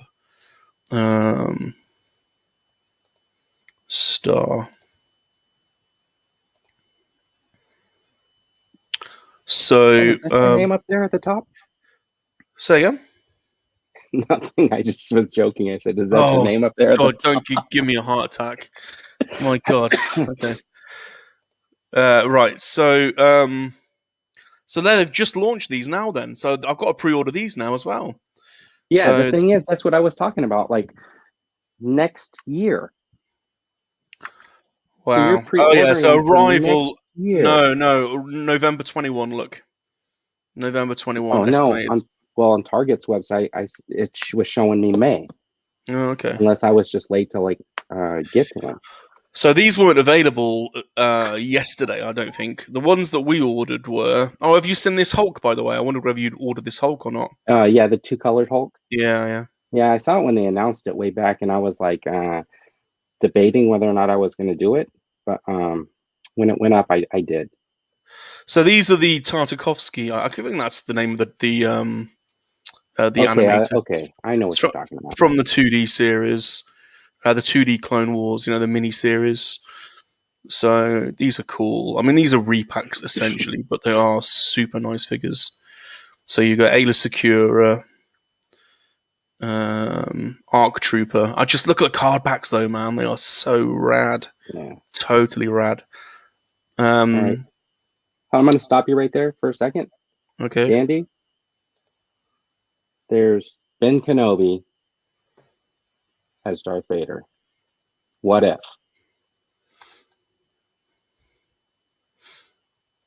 Sorry. So is that going to be your thing? Super chat leads to a swap head on Vern's channel. I just did it. I like that. I think now this is the funny one. So they've announced these, but they've not shown the figures. Oh yeah, and Black and Series they're already sold out. Well, again, they're on pre-order in the UK, so are they sold out in America? Are they? So this is Do you remember we had the same thing for the last set of the exclusive ones, and do you remember I ordered you a set, and then you ended up none of you guys could find them anywhere, and then about 3 weeks later, suddenly they were in your shops everywhere. So they were everywhere. Yeah, so it's weird how things work out, and I'm getting mine tomorrow or Monday, so that's the time delay. You're actually getting them on Monday? Yes, they're going to be delivered. Getting them delivered, but they're not in the shops over here. So the only way you can get them is online. So that's the time delay I'm talking about. Is we ended up cancelling the pre-order that I got for you from the start. Oh yeah.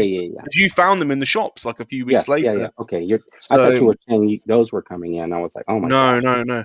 But you would have had to have waited until tomorrow to get them from the U. That's what I mean. So here's what I did not pre-order anything from Walmart, and I'm going to tell you why. Last year at this time, they did the same thing, that Collector's Con. I ordered the the Masters of the Universe Wrestling Mr. T. I ordered maybe 4 or 5 other figures from the Collector Con, and they started hitting stores. Mine were still not shipping, and then they canceled all of my orders saying they didn't have any stock anymore. Yeah. So there was no point for me to even pre-order them because all my pre-orders just got canceled. Yeah, I hate it when that happens. The only store I've had that happen to here is Zavi.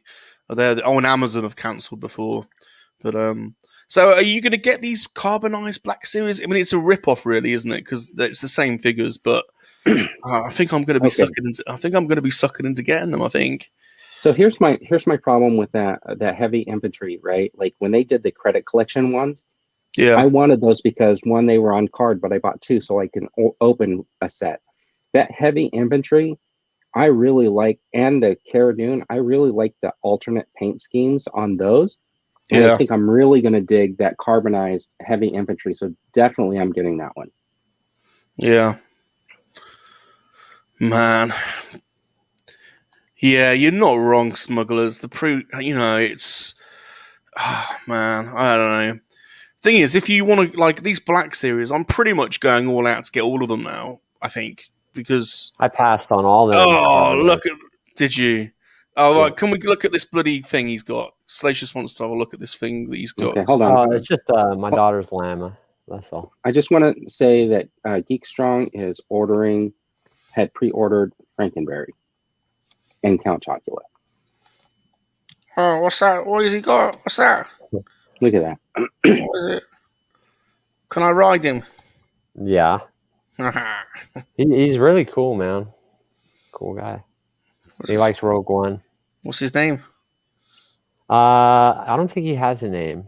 Is it Larry? Larry the llama. Yeah, but he hangs out a lot in the living room because my daughter wants one for her birthday, a real one. A llama, a real one. Yeah. Let's have a look at his legs. How big are his legs? He's actually huge.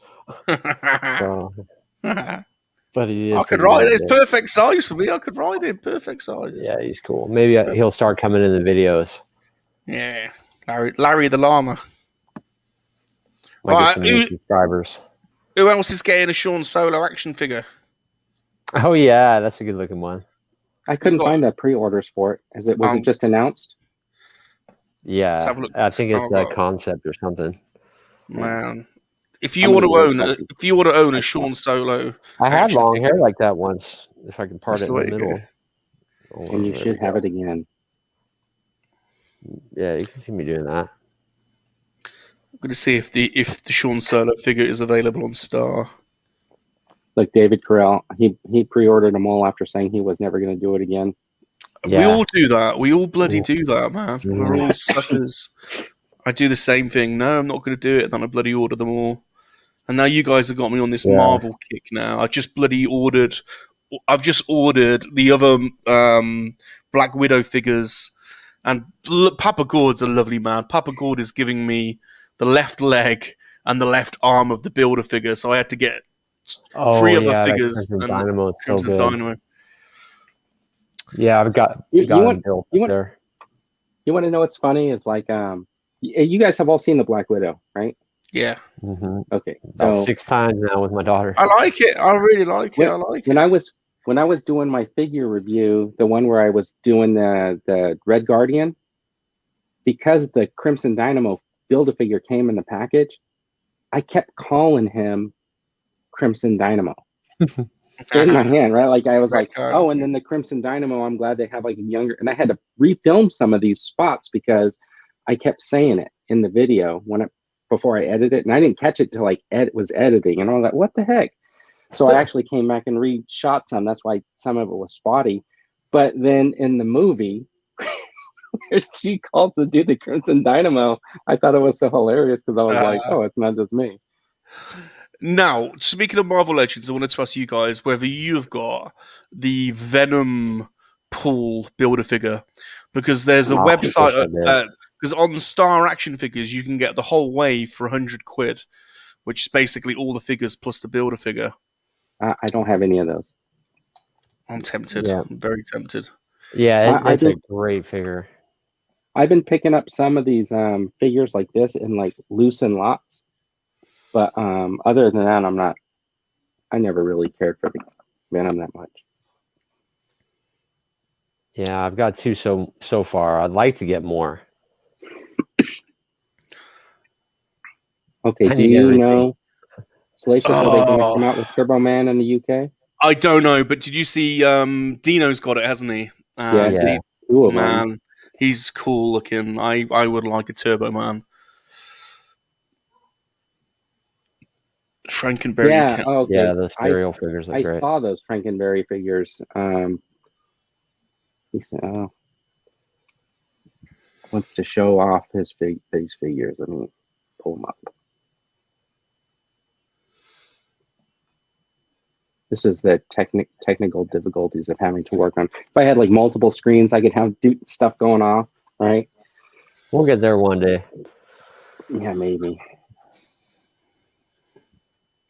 Yeah, that Turbo Man looks good. Super 7 are making some cool stuff at the moment, but they're quite hard. They're harder to get hold of in the UK.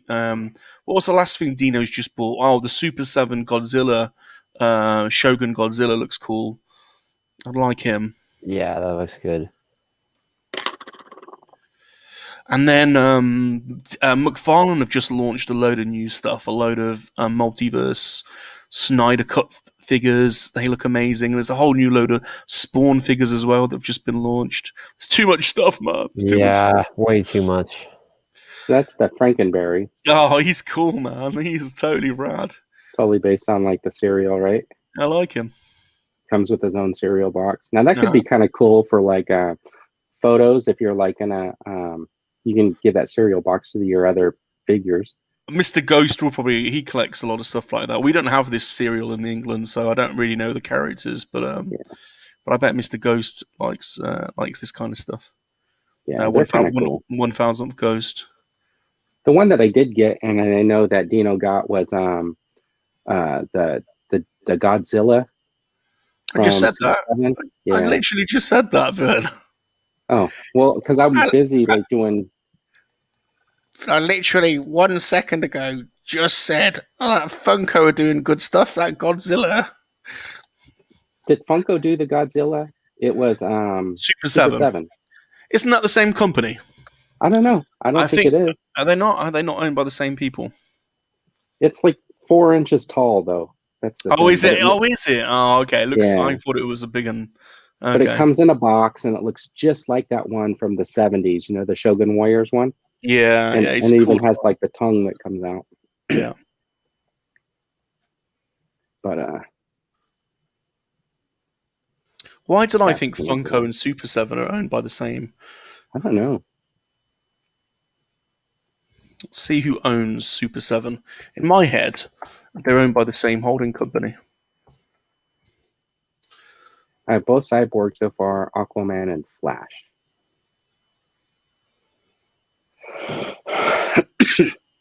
Sean, are you get any multiverse figures? Because I know Salacious is collecting them. No, I just got that golden Wonder Woman for my birthday, and that's it. I keep eyeing Superman on the shelf. Yes. He looks so good, man. The one in the black outfit? No, just the blue one and the cape. But the cape, you know, is hard plastic, and that's the only thing that's holding me back. It's like, well, I know I'm going to want one Superman figure one day. I'm going to get the Snyderverse ones, the Henry Cavill Superman. Definitely. Yeah, the black suit looks really good. Yeah. Super 7 bought Reaction. Okay. I think they're the same company. Oh, they're produced by Super 7 and Funko. I think maybe I'm wrong. I might be off kilter here, but I'm pretty sure Reaction, Super 7, Funko are all owned by the same. They're a conglomerate that are owned by the same people, and they're produced in the same factory. I might be wrong, but all right. So Cap says they share the same licenses, but yeah, you know, like I really wanted to get those multiverse, but like when you size them up next to the 6-inch figures, they are just not in the same scheme, right? They don't Yeah. look right together. But they do with the NECA lines, so that's I think that's Yes, what Todd yeah. McFarlane did. He scaled them to NECA, so all your Terminator, Alien, RoboCop, Walking Dead figures, they will, they're that kind of scale, aren't they? But I already got that figure arts Wonder Woman. I got a figure arts Mara. So if I want to keep going with DC like proper, that I'm going to have to stick with the Mafex and the figure arts. Yeah. If I want a Justice League like that. I can't stop looking at Sean's llama. I know. It's so cute, man. Yeah. For a minute, I thought that Sean just like put a like a screenshot and then because he wasn't moving. Are we gonna? So what else do you guys want to talk about? Are we gonna do? How many episodes of Masters of the Universe have you seen? Oh, I haven't None seen any yet. I've seen None 3 yet. of them, and I fell asleep on the rest of them. I'm going to watch the rest with my daughter, but my youngest daughter, she is 7 years old, and she loves it so far. And it is very good and entertaining, and I can understand where people are coming from about pulling The Last Jedi on it, but it's entertaining. And Tila's cool. It's impossible not to know what's happened because, I haven't watched any yet, and I do plan to watch all of them. But it's literally impossible not to get spoiled on it. So I already know what happens in every episode. Exactly. So how many episodes are there in that way? Five episodes, and they're just under 30 minutes. Yeah, that's like a 2.5 hour movie. That's pretty good. Yep. Yeah. Does it make you want to go get those figures? No, and I'm not going to buy it all now because of that. I might buy Tila though, because the Tila figure actually looks really good. I do like the character. The Battle Cat looks sweet, but $50, like you said. I went over to the scanner and I put it back. I hope they get on clearance. If they go on clearance, I'll buy some. But the price for the money right now, with everything else on the market, is just a tad. Do you know what? Without getting into the specifics, one thing I'm curious about is in Hollywood at the moment, they keep bringing back these properties that have got mega loyal fan bases from the 80s and 90s, and they keep reimagining them within the new political landscape. And my only question is, because I'm not necessarily particularly I don't, as if it's good, I don't care, but one thing I am curious about is when they're making those decisions and they're weighing up, like they must do a risk benefit analysis. So we're going to make this is the story arc. Now, what are the risks if we do this? Okay, well, we could open up to a brand new audience, and which is great, but we are probably going to piss off a load of people as well. They must in their minds. They must in their mind know that. So at that point, why don't they go to themselves? Well, shouldn't we play to both audiences and open up to a new audience, but then also? I think they don't give a shit about those people. Why? I think that they think that they don't care what that audience is going to think or care about. Why though? I don't understand. Because they think that they're going to make history. They think 20, 30 years from now, this is going to be a historical event that they were the first to, do this. And it's just horrible, man. And that's what I think about G.I. Joe. The guy that filmed that, I don't know if he's popular or who he is, but man, they need to fire that guy, because it was a great movie. Apart from you didn't see any action whatsoever. All you see is like 2 guys with their swords and their faces up close, and you're like, I want to see them fight. Why do they keep doing this? And it drove me bonkers. So it was all like close-ups during like the battle scenes. It was horrible, man. I hate it when they do that. The only distant shots that they showed were the ones from the trailer where they're like jumping on the car things. Oh, that's how they got you then. Yeah, and that sucked. It really did. But to your casual viewer, I'm sure it's cool. But for somebody that's seen 55 Jackie Chan movies, I thought it was trash.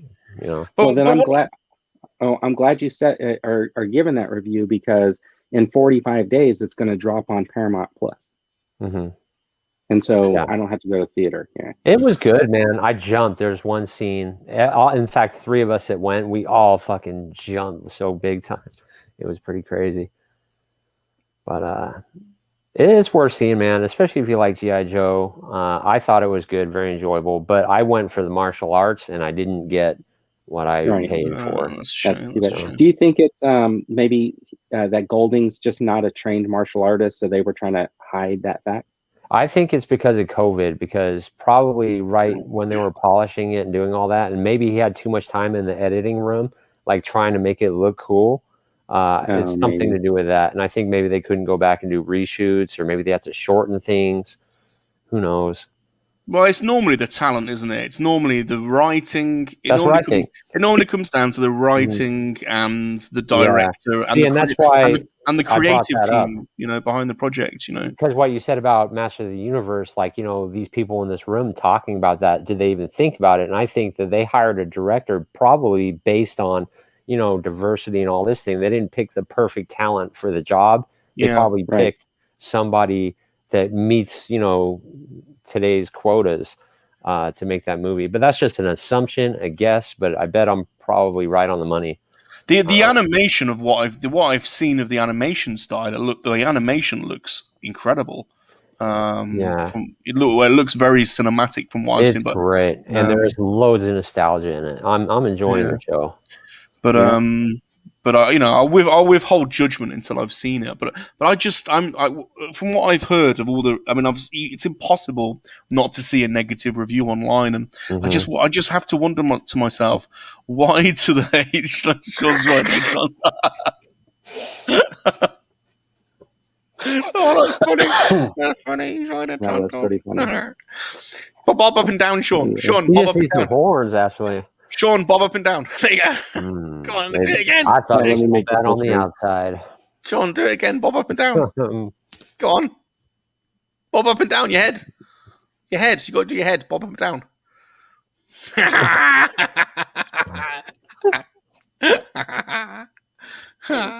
He's a good. See, when I asked you boys, can you record 3 minutes of yourself being silly? No. That would have been perfect for the video, wouldn't it? 3 Better Than Monkeys video. That would have been perfect. You asked us to do that? I did. Yeah. No, when you asked us, we were still new and not used to being on camera. We're around a mile. All self-conscious. Like me, I'm real skinny and bony and got I'm all white with a tan, white English boy in the desert. Do with that video? Pretty wild. But my face is all beaten from the sun. Gonna have to redo this video then. We're gonna have to read now. You've got your on-screen confidence and you're willing to ride it. You're willing to ride a tauntaun live on air. We'll have to redo the video.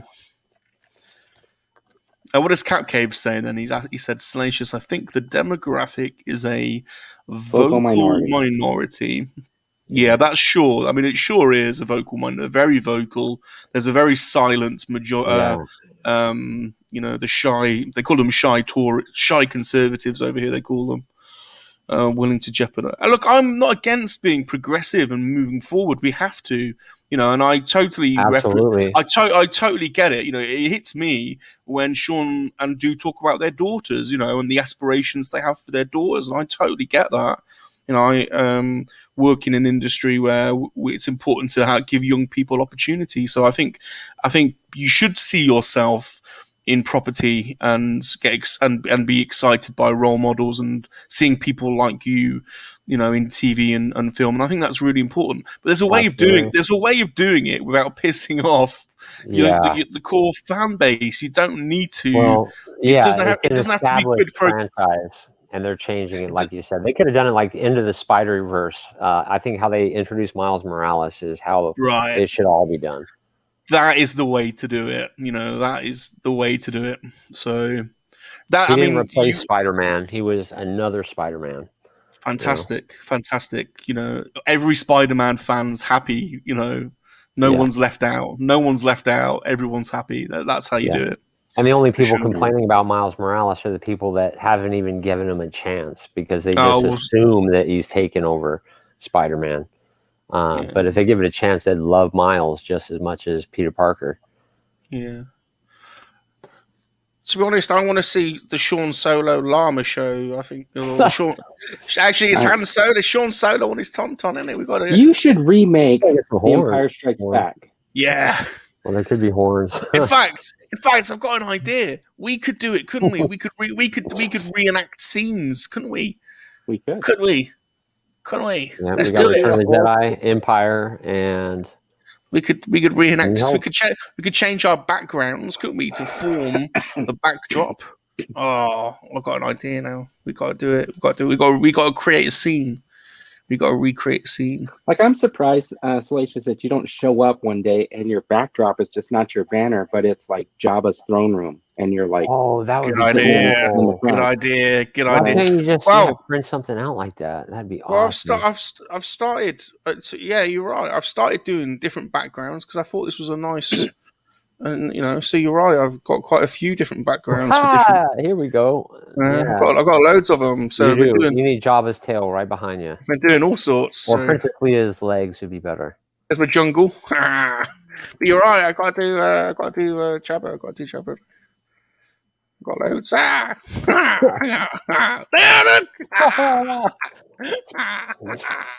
you get rid of that one.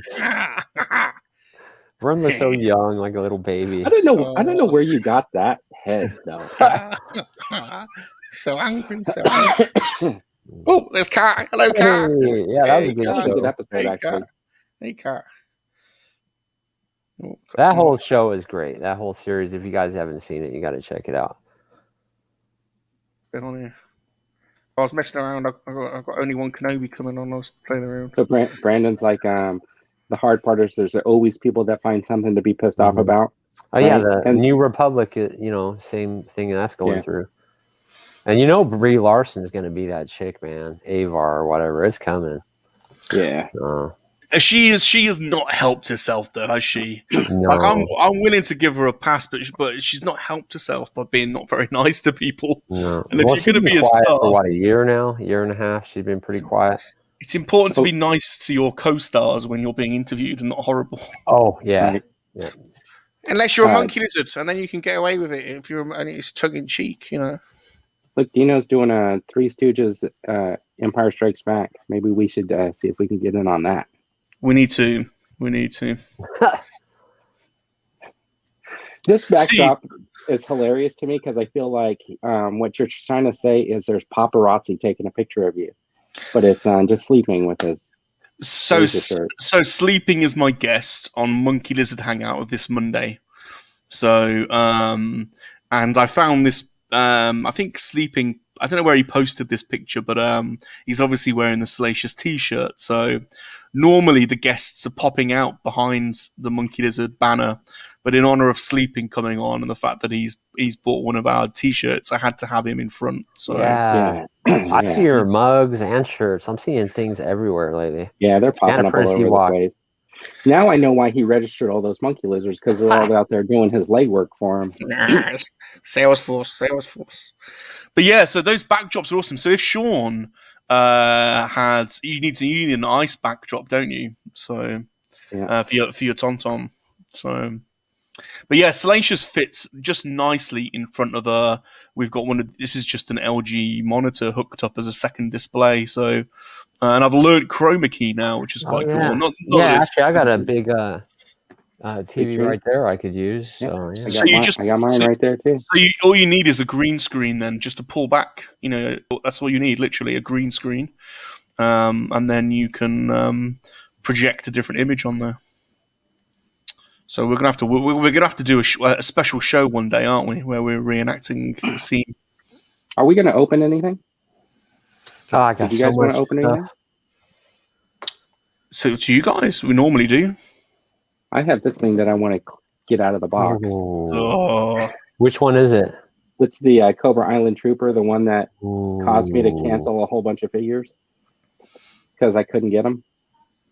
So after I was able to order this guy on Target for $20, I started going on eBay, and all the ones that were like $70 or best offer, I started offering them all like $5 or $6.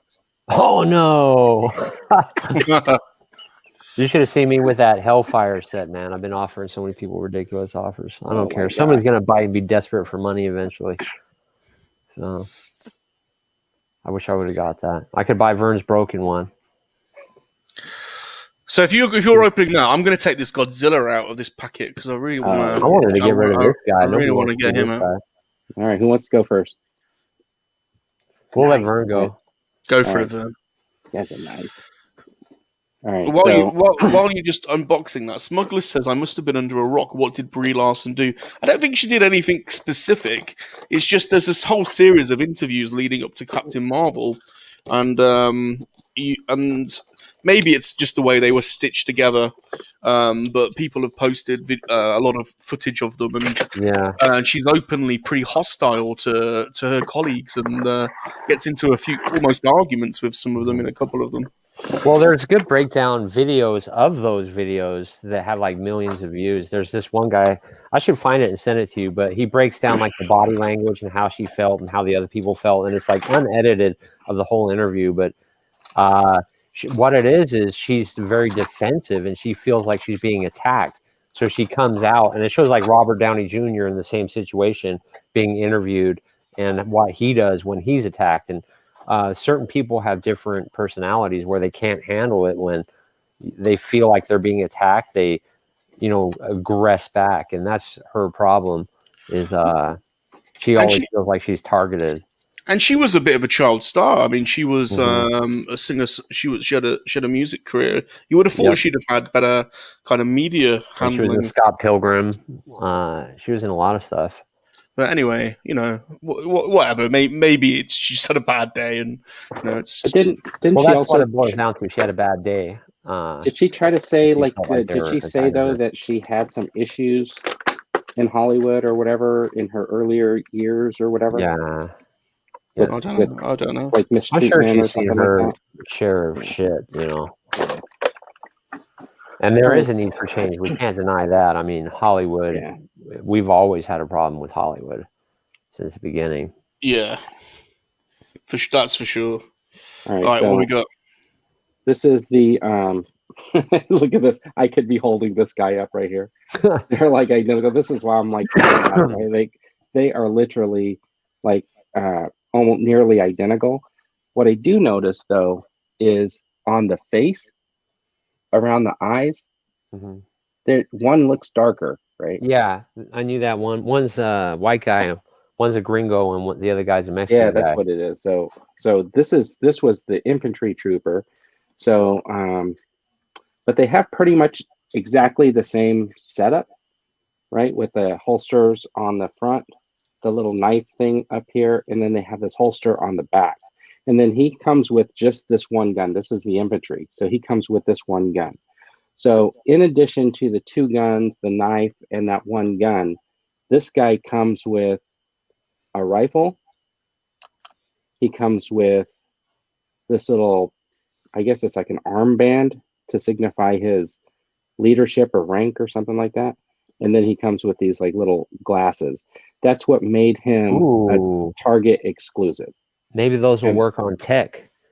Yeah, possibly. They look kind of like, I don't know how much like they are, but like if you look at them, I'll just put them on. They're kind of round and they have like the slits on them. Oh yeah, but they look cool, man. Yeah, but with a little bit of molding or something, you could probably turn them into text glasses, right? Yeah, because you have something that would fit around the head. So it does look kind of cool to have that little extra feature. And then that's what he looks like with the helmet. So you can totally army build those things. I see people buying 7, 8, 9 of these things. It's crazy. Yeah, I tried to order a couple of them, and they kept canceling me and saying, "Nope, you exceeded your limit. You exceeded your limit." So I didn't make a second Target account so I could order another one. Yeah, I got the two versions, one of each, and hopefully that'll be enough if I ever go crazy for it. I was hoping the movie would push me over, but it almost makes me want to cancel my pre-orders. I'm going to cancel them all. Based on what I'm hearing, I feel like I might end up canceling them because I think they'll be on clearance, man. A couple of them were supposed to ship like in the next couple of weeks, and they just sent me a thing from Target saying, approve this because it's going to be delayed like 6 months. And I'm like, what the heck? I ordered them on day one. Why would I? Why am I now being like delayed?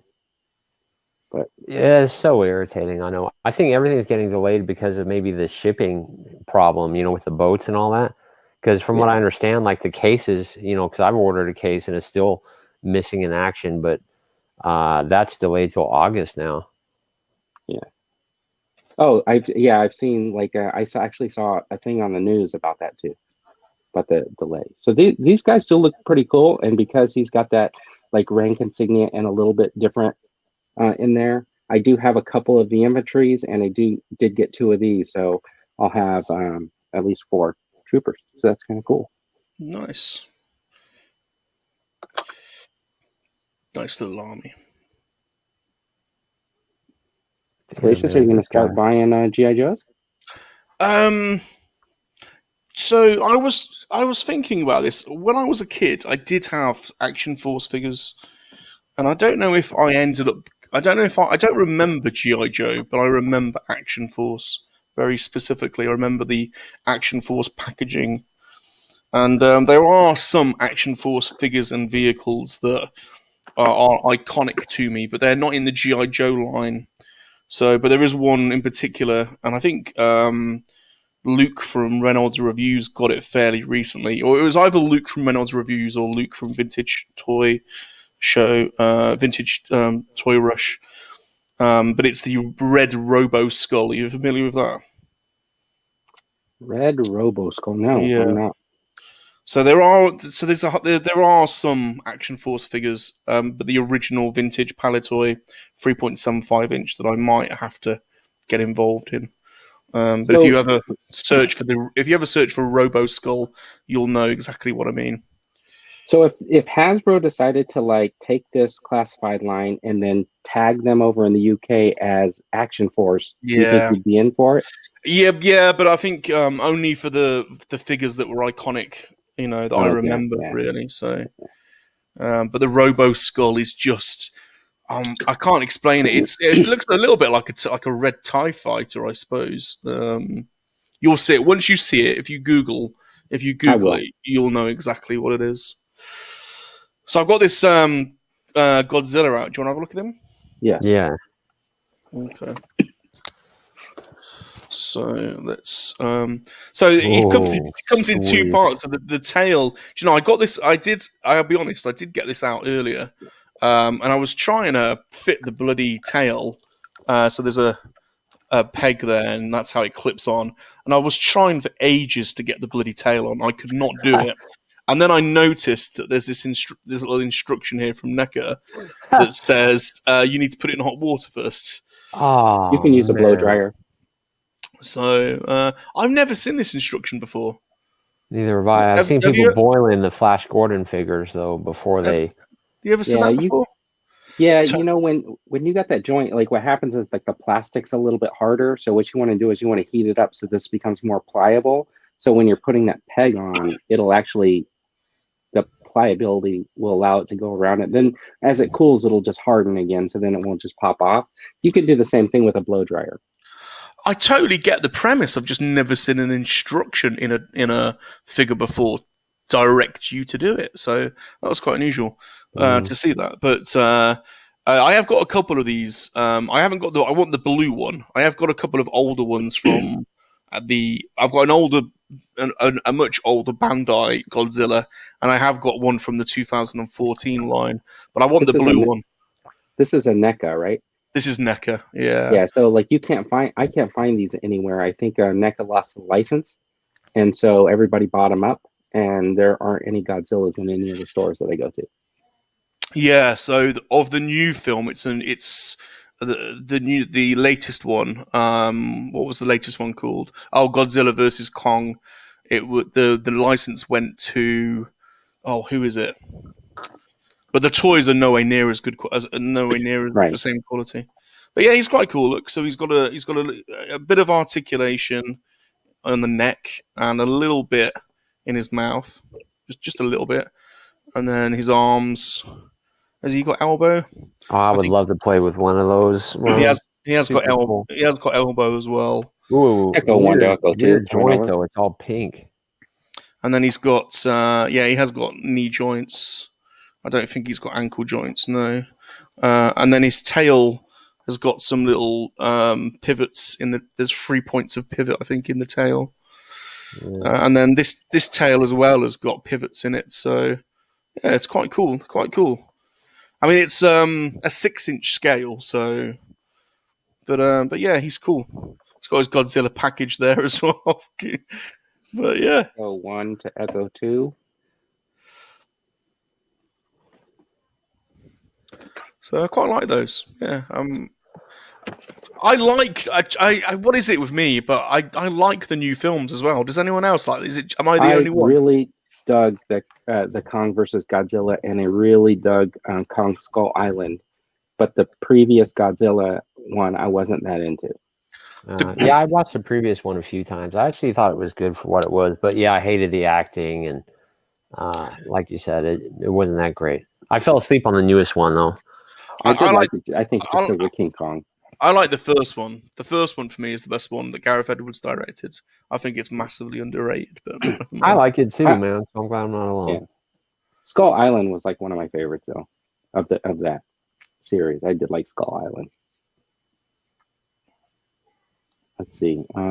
Okay, Brandon, I'll help you out. We'll do a live stream one day. All right. Well, I got some choices, so hopefully you guys will pick one of these. We can do Ghost Spider. Ooh. That's kind of cool. Oh, that's the Venom Pool wave. Yeah. That's I got the these for choice. $4.99 a couple weeks ago. Oh, what? We can do this yellow guy. Oh, you've got to go for the Builder Hey. figure now, haven't you? Now you've got these. I would love to. I really would. It's we only can six. do It's only 6 figures, I think. maybe this girl. Who's that? Oh, Moira. Yeah. Maybe this guy, but he might be a little complicated. I don't know. We got Flynn. But does anybody have any suggestions before The first one from the Venom Pool wave. So this one here? Yeah. That's All right, when you let me just move our buddy here, my Tauntaun. as you're opening, everybody will be voting for Flint. I'm just going to go and get a drink because I'm losing my Oh, voice. everybody said Flint or what? Nobody said Flint. Yeah. Okay. I'm just saying that by the time you start opening that figure, all the votes will start coming in. Usually the case. But we're going to go ahead and go with Spider. That's the way we normally do it. Give people a choice and then just do the one we want. Usually is. All right, let's open this up. All right, so the Build-A-Figure piece is what Salacious was talking about. And it looks pretty cool. So I've got the body piece. Look at that. Sweet. Flint. Oh, boy. Am I in trouble? No, they're just joking. And Shatterstar. Oh, check this out. He comes with his weapons, man. How sweet. Oh, Can you look. Oh my gosh, that is cool. Yeah. That's a Deadpool, right? Yeah. Deadpool. Build a Ooh, Deadpool. this makes you want to get the whole figure. That's where Yeah. they get you, man. Bastards. That's super sweet. That is cool. Pretty cool. Sorry, guys. But let's get this cool figure out. See if it's worth $4.99. But here is our... what is she called? Ghost Twinpool? Ghost Spider. Ghost Spider. Yeah. But she's got these cool little like where is the bloody camera on this thing? Things on her arm there. Yep. It's kind of weird. Cool. She's got this tongue. Yeah, that is cool. But basically how hard her hood is a carry on. How hard would it be to make like those types of like the tongue, but make pieces like that, but that are white? That would be like the webs. Yeah. I know. Couldn't be that hard at all. She's got a cool little jacket. You can actually take that off, and on the back looks pretty cool. Oh yeah, that looks sweet. And she's got her little stabby points on her ballerina shoes. Nice. But you're right about the tongue, man. How hard would that be? Little claws. Pretty cool though. I think it's pretty neat looking figure, man, for $4.99. I was almost going to pay full retail for it, but you know. Yeah, you didn't need to. He's cool. Oh my gosh, Gilster. She's cool. Thank you, I appreciate it. Oh, okay. Oh, you got to do a head swap. You got to do a head swap. Oh, you got it. Okay. If you want a specific head swap, you're going to have to let me know. But yeah, it is a pretty cool figure, man. I'm That's pretty very stoked. cool. That's very, very cool. Oh. I love it that if anyone super chats Vern, he's got to do a head swap. I love that. That's his thing. Look at him! Look at him scaring the. And we get a shell. booty shot. We are, yeah.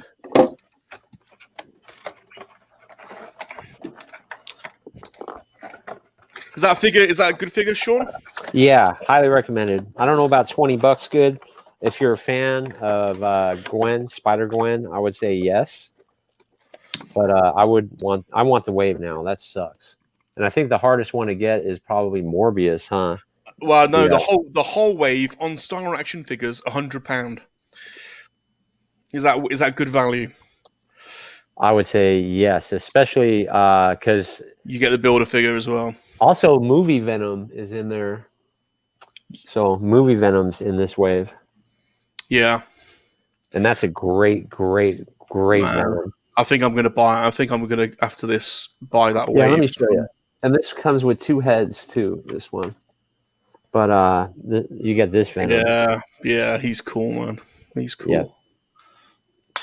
Yes. But yeah, he comes with another head mold. But yeah, that is so sick. And that's a great film too. Have you seen the trailer for part 2? Yeah, Pretty cool. yeah. Very cool. Yeah. He's cool. And Woody Harrelson is going to be Carnage. How cool is that? Yeah. Oh, and you get this one too in the wave. Carnage. Yeah, absolutely. That's what I mean. It's a rad wave, isn't it? Must buy, man. Yeah. Yeah. Definitely a cool figure, man. All right. I've See still what got the. I'm taking off heads and I'm losing parts. And This while is I'm gonna here, become- I'll show off one of my favorites lately. This guy Oh, is that so Deadpool? I was bad. going to say, is that Monkey Spider? I think you said you were going to try to get him on Amazon. Were you able to get one? Spider Monkey? No, Oh. Deadpool. I think Who, it was me? Rum. Rum said he did. No, I tell you what, I have found the pirate Deadpool is cheap somewhere. Where have you seen him? Pirate Deadpool. I found him quite cheap somewhere. Which one? I like the one Vern has, though. I would love to have that one. Yeah. But Yeah, they're this both is not cool. a perfect head Both swap, hold their own. but hold on. If Gal Gadot, Haha, it was Black Oh. Widow. That looks great, really, man. I like That's that. cool. That's cool. That looks really good. So you only get this kind of stuff on the Oakhurst Studios channel, man. It's the only place you're gonna get Wonder Widow. Wonder Widow. Wonder Widow. That's Wonder pretty good. Widow. Oh my gosh, that's hilarious. So I bought something super cool the other day, and it's arrived today, and I've not unboxed it yet. I'm gonna have to do a special live unboxing. But I've been after the Black Series Jabba set with Crumb and everything. Yes. Yeah. Well, they're £300. I haven't bought that, but I did see on Etsy a guy was selling the Black Series Jabba, and he'd made his own custom throne and custom Crumb, and he'd made the fan that the Jawa uses to fan Jabba, and a load of fruit in bowls. And you check out my Instagram. I've put all the photos on the Instagram, and it's arrived Nice, today. Tom. A massive box. Everything's all wrapped up immaculately. So I've now got a 6-inch, and the Jabba's a proper Black Series Jabba. It's just the throne and everything else is custom. And I've opened it. It looks incredible. So I'm just blown away by the bloody tauntaun, though. So Dino wants to know if you can open the stomach on that thing. And since you got those 2 Deadpool swords, Yeah, those swords are sweet, man. Pretty damn cool. I did see pictures Oh, of there you that Jabba thing. That was awesome. Oh man, I'm gonna do a live unboxing maybe tomorrow or on Monday, just an hour. Oh look at so that's the builder figure. So you're pretty close to. That's going to be a big builder figure then, isn't it? Because that's huge. Because look at there she is next to him. Oh my gosh, Yeah. that's amazing. So You know, I'm I don't have any Deadpool figures except for this one that I got in a box that was like gigantic. I mean, Let's the have a way- look close up on that one. Oh, he's just huge. I don't know if it's like a diamond selector or whatever. Ooh. I mean, look how big he is. Yeah. Yeah, that looks great though, man. That looks super cool. This is the only one that I have. Is there a That maker's looks mark on him? sick. I'm sorry. Yeah, wonder what year the year. I'll You need, look, to, I'll look. you need to get yourself a little magnifying thing for your desk with all these. You mean like ones that have little loops that go over your ears, and then have two lenses on them? That'd be good. That'd be good if you want to go with that. If you go, I just meant a little magnifying glass, but Well, if you want to go down that route. I usually have them sitting right here next to me, but I don't know what I did with them. So this says DST, so that's diamond Oh, select. right? that's diamond slit. Oh yeah. And They made a good figure there. anyway, Only I'm diamond trying to selects I got are the Muppets. Whole bunch of Muppets. Oh, you've not Bought the opened them yet. No, I bought the whole wave. I once I get my mojo back, I'm gonna do a massive video probably, because that's a searchable video for years to come. I'm surprised you're not going to do a Disney video.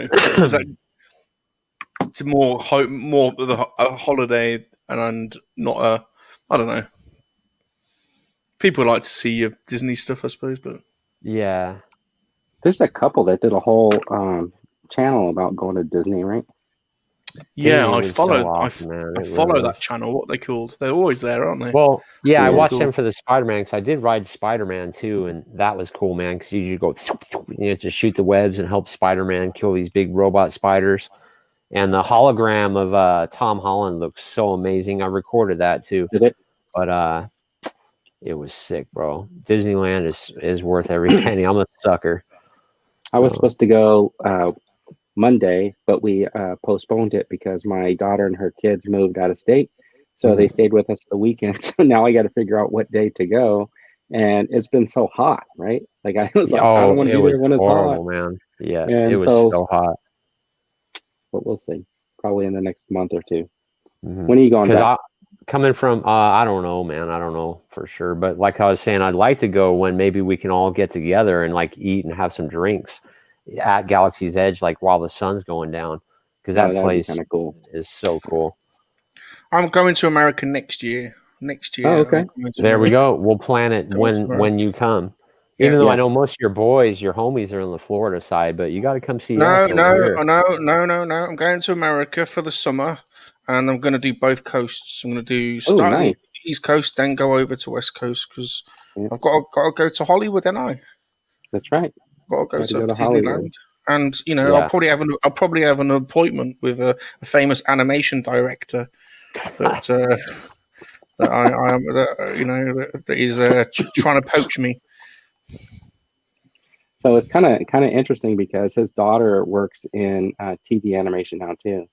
She's a writer on I don't know what show she's working on, but she's also doing the same business. She's not drawing; she's writing. Fern, do you reckon they'll let me through customs? You know what? There might be like a quarantine because of monkey lizard meat is probably a problem. It might be a But you 3-month quarantine or something like that. Yeah. I don't know. Yeah, That'll livestock work. and stuff like that. And then if you're not properly registered, Well, I am. And I'm not- I'm I'm not registered. talking it. I'm not. I'm talking about properly registered. that. I'm not They- talking about they- that registry you got. No, that's the real. That's the only one. They're not going to try and deworm me again, are they? Because that was Probably, traumatic. That was probably. traumatic last time I was dewormed, Sean. I had this vet's hand up my jacksie. It was traumatic, Oh, to say the least. Very traumatic. Very traumatic. So I'm watching like AJ gets Wrecker, and he seems like he's got all the figures that I got on my pre-order, and I'm like, well, when is anybody going to get there? What's the point? If I they're already know. in I've been stores, checking every morning for tech, man, in my local area, every morning and evening, and I don't know what's it's funny going on. Because Sleeping said something earlier. He said something about that. He said he'd rather just hunt them, and I'm thinking to myself, like, yeah, maybe I'll just do that. Yeah. I was gonna order the whole wave, and it's getting to the point where I may just cancel that because it's not even worth it anymore at this point to get doubles of figures just to get them sooner with free shipping. Right. So We've ordered them, but we won't get them until November. It says. yeah, that's what I mean. Just single order them. If you do though, you're looking at January. It says. But you For guys had those single. you guys had those prototype Boba Fett's in stores though, right? Oh, we got them. That was supposed to have been delivered today. That's coming on Monday. I bought 5 of those. Oh my So, gosh! so on Monday, I'm getting a package from Star. How It's do got you those. get 5? And I wasn't even able to get 1. It's crazy, Target. man. Yeah. No, I think Target had them pre-order, and they sold out in like 5 seconds. I bought two. I bought in 2 separate transactions. I'm hoping they re-release them again because that's how I got the prototype Vader. They just randomly, like a few weeks later, had them cite the store, and it was probably for a couple hours you could pick them up. Yeah, I think. Well, you know what happened is I tried to do that on a couple of figures, and they canceled me before the store opened. Oh no! Yeah, like because I stayed up, I ordered them. I thought, yeah, I'm good to go. The next day, they were all canceled. Oh man, that's terrible. Yeah, it happens. But What do you think? Really, the only. Oh, go ahead. I was going to say, what is the most amount of money you'd be prepared to spend on one toy? What's your limit? What's your limit for your ultimate? The ultimate. Mine up there, I paid $400. Well, with shipping. See that Millennium Falcon? Galaxy's Edge. Wait, yeah, I know where. I think I know where. I think I know where Salacious is going with this. So, I think you got to put it into a different kind of question. How much would you pay for a collectible item that is going to be so limited in scope that literally only a few hundred people in the world are going to be able to have it, and created by the original artist? Yeah. You know what? I would go up to $10,000 because if you could do payments on it, you could probably pay that off in like 5 years. And something as rare as what Rum's talking about, I would go up to 10 grand, to be honest, man. Especially if I loved it that much, because really it isn't that much. You could do what, $150 a month payments for a couple years. Yeah, maybe? I mean, if you were to take a trip like from California, right? If I were to take a vacation to Hawaii, like, you easily are going to spend $3,500 to $5,000, and that's to stay in like a medium range hotel with like airfare from California. So if you were traveling I spent further, $2,000 last week on Disney, man. Right? You're just going to spend that on like a few days trip. So if it's all about like, oh, if you're willing to like say give that trip up or something like that, and not have the memories of the trip, but you'll have this thing forever. That's like a true, like, very rare art piece. It could be very worthwhile. I mean, I know. I think it is going to be, because just look at that Grugo, man. How dope that is. If I had that in my living room, people would be like, hey, that's sick. But everybody's got that. That's like worthless. What you're talking about is on another level, bro. Completely. Yeah. Look how skinny I am. Skinny. Is that what you're talking about, Salacious? Yeah. Still debating. You need to get it, man. I think so, but I'll have to give up toy pickups, I think, for a bit. For a while? Well, I don't know. I don't know. Maybe. No, what it's going to do is make you pick and choose a little bit better, because you're already going overboard anyway, wasting money pretty much. Yeah. You're thinking about buying this Deadpool wave. You bought all these like NECA figures that you really didn't need anyway. So you do have the budget to get something like that, epic like that. Yeah. Oh yeah, I've got the money to start. Because me, I would have loved to get the Deadpool wave, but I didn't. I waited till they were $4.99 a piece before I started picking them up. Alternatively, I could get a cuddly llama. You could. Yeah, one that has the same color of a tauntaun. That is true, and it's probably like $24.99. I can't remember. It was like in the Easter basket at Walmart, where they have those big baskets with the animals. So it was probably like $9.99, I bet, or maybe $19.99. I mean, to be honest, I'd probably have as much fun riding that. No, I think you need to get Pappy. I mean, they hand make these things and hand paint them. And they send them to different people to work on them. But then again, you can sell it and flip that thing probably. I'm shocked they're not sold out already. It's not launched yet. Oh, okay. It's just the expression of Here's interest. Brandon's telling you, buy Do it. it. Do it. Buy Well, let's do the math. Let's treat you like a customer here. What's just do it by 2 years? How much is it? $3,000, say, okay. Divided 4,000. by 45. 24 months. In 2 years it'd be $125 a month, basically. Oh, it's not right. Yeah. It's not that bad. Yeah. And you're That's looking right. at like so a few years ago I bought a motorcycle. I didn't need it. I have a car. Yeah, That's true. perfect Well, Bob- example. Some Bob's guys got buy two- big trucks and stuff. Bob's got 2 cars. You don't need them. Yeah. Well, you got one for emergencies. He's got one for when he goes cruising. That's what he says he's doing anyway. He says he's cruising. So Josh is saying that he spent $300 for that celebration print, but now it's which is beautiful. Yeah, it's awesome down there. Gilster's no longer pre-ordering. Sell the car to get the crumb. No, can't do Absolutely. that. It's a beautiful Japanese import. See, nah, that's don't the sell thing, your car right? though. Yeah, you're looking at the car as more like a collector's item too. Sounds like the way you're describing it. Are they hard to? Is it hard to get Japanese imports there in the UK? Not particularly. No. No, not really. No. There's like in America. There's a big Japanese sports car crew. They're like modding their cars, and so there's a lot of skylines and totally. Oh, totally. This is straight out of Tokyo Drift. You're street racing and drifting all over the place. Yeah, totally. You should see it. It's look, this is Left Coast Graphics. This is the second time he said, I have the Hellfire set and he needs my extra retro Boba Fett. Oh yeah.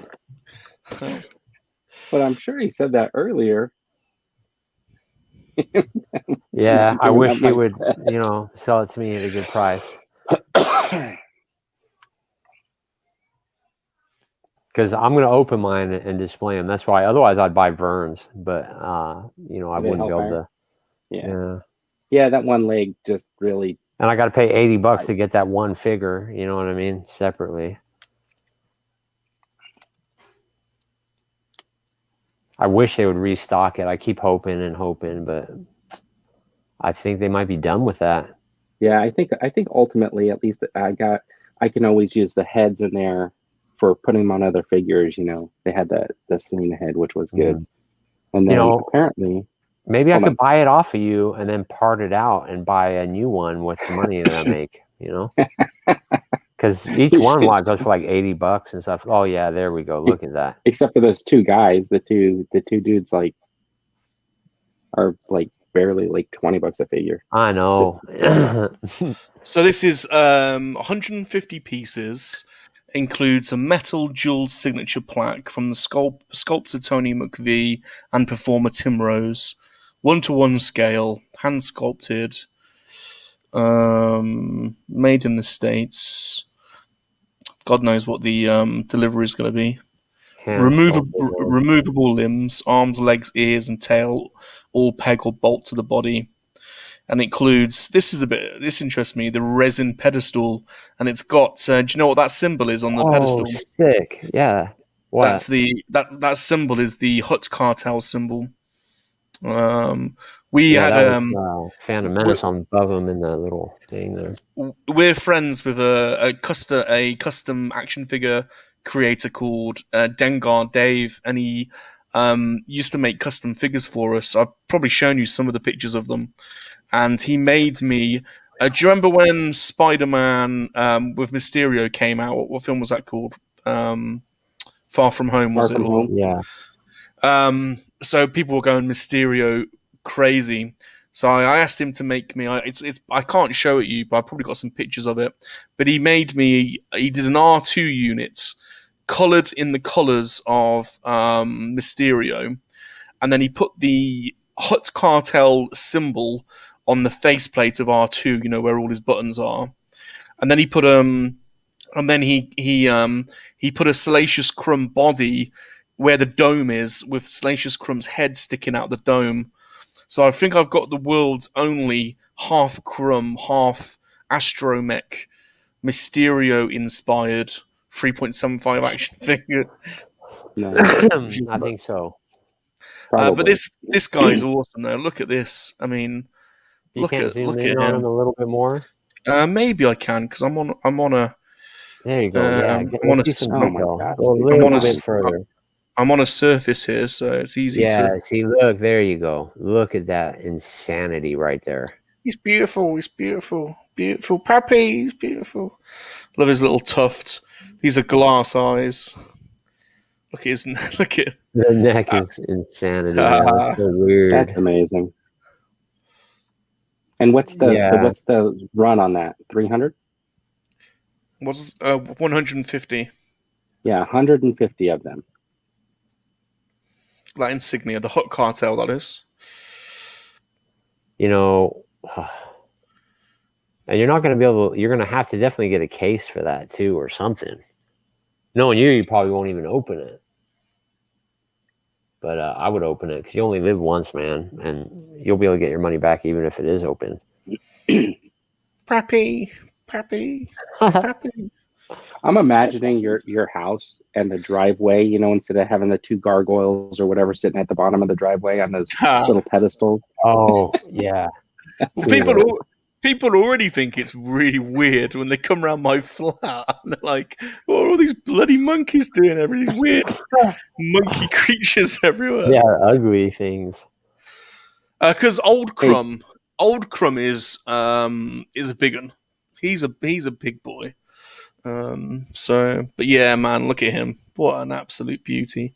So what does it make you feel when you look at that? What do you feel? Pappy, it's my pappy, Sean. It's my pappy, innit? It's my pappy. Sorry, pappy. Come on. I think you need to get the cellophane out again. I miss tonight. you, pappy. I miss you, pappy. All right, so this is what Josh is telling you, Salacious. He's saying you have to get it. He honestly thinks that those type of numbers, you'll never get that for that price again, and it will only increase in value. Absolutely. Okay. And Dino is saying, Sean, is that a tauntaun in your pocket, or are you just happy to talk toys?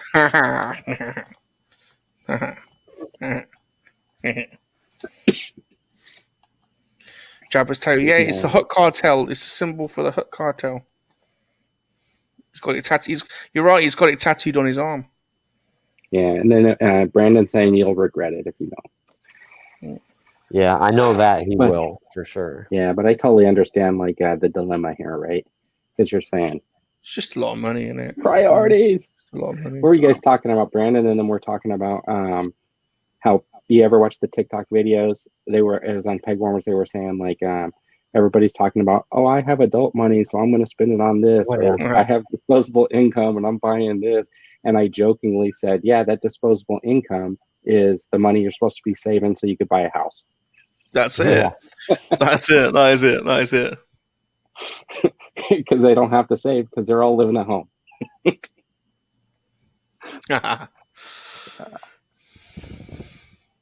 Does its head move and talk? No, but designed by the original artist, right? I mean, that's pretty. I mean, the only other thing that would be worthwhile, I mean, equivalent to that is buying like an actual prop from the movie. Yeah. And how much would that be? A lot. Yeah. A lot of dough. If you can even find one, right? A lot of money. Yep. Yeah, I'll probably have to settle for a piece of an Ewok's tuft of hair or something on eBay. Yeah.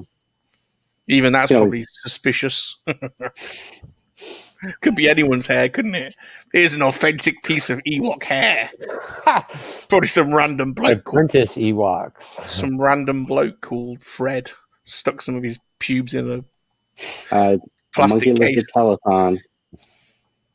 Wouldn't that be hilarious? A few people have said that, but there's no way I would do that. It would just be I'm if just joking, Brandon. no, I know, but a few people have said to me you should do that, but I would never do that for charity. Yes, but not for getting me money to buy a toy. No way. I can afford to buy that, but it's just a lot of money to spend on one toy. Yeah. You know, GoFundMe. You need a GoFundMe is what you need. no, I And could never do that. I couldn't. Could you do that? I couldn't do it. No way. Hold on. Go fund me, Brandon, buy a toy. I was just joking about the whole thing about that. So I wasn't saying anything. Ignore him, Brandon. He's old, and when you get old, you get angry and you get grouchy. You don't have those car insurance commercials or those whatever the commercials are where the guy's like teaching the middle-aged people how to not be their parents. Yeah. In the UK, you don't have those commercials. Well, right? sort of similar thing, you know. I know. I get the. Sean, do you know what I'm talking about? No. The commercials where the guys are like, "Do we really need a sign that says, be happy, be prosperous, and whatever?" And they make them throw the sign away. And then there's like the scene where like they have to sit on the couch, and the guy, "Okay, you try it," and he goes, "Oh," because he's like just like his parents. I don't know if it's like an insurance commercial or something. This is so great to me. Basically, Vern's getting old. He's grumpy. Yeah. He's an old man. He's got old man issues, grumpy issues. He's against young millennials because they're young and vibrant and progressive. And Vern's an old bugger. Like us all, really. Like us all. We all get a bit old. Where is Sean's around? Saying his ton-ton. He's keeping it warm in his ton-ton. These are hilarious. Hey, it was great having your brother on, by the way, tonight. I thought he was a super cool guy. He's like the cool version of you, Vern. Yeah, probably. Yeah. Upgraded. No. That's a Sean Solo. That was a Sean Solo reference there. You got a cool guest on. Does he qualify? He's one of the cool guys. I'll let him know. I didn't say anything of the sort tonight, so. I don't think he was impressed enough with me, to be honest. I thought maybe he was just maybe he's like overwhelmed by me and a bit starstruck. I think he was a little bit starstruck. I think he probably seen you he thinks he's seen you in a movie or something like that. Yeah, probably. Confusing you with somebody else. But, probably. Yeah. Probably right. But I wonder if there's any of the save Spectacular Spider-Man folks left, because I see that. That was cool.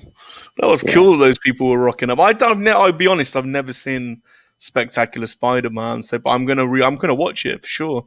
And it sounds like there's a lot of people that are missing it. So he said it was like, the only one where he's in high school, so that's kind of cool. Yeah, they took it back, and then they were. He used to watch like Johnny Quest and those cartoons, right? So I guess like when he used to tell me about it, he's like, "Oh, we're trying to stylize it, kind of give it that like maybe 60s type feel to the cartoon type of thing." And I remember when they were picking the theme song and stuff like that. So it was kind of like, to me, being on the outside, it was kind of fun to like see that. I mean, I only got tail end of conversations. But how did the Save Spectacular people know to come on our stream tonight? Where have you advertised this? I mean, it's probably only from Twitter. Sure. Maybe some people from Twitter follow Victor. So what happened was a couple of tweets that we sent out. Disney actually pushed one.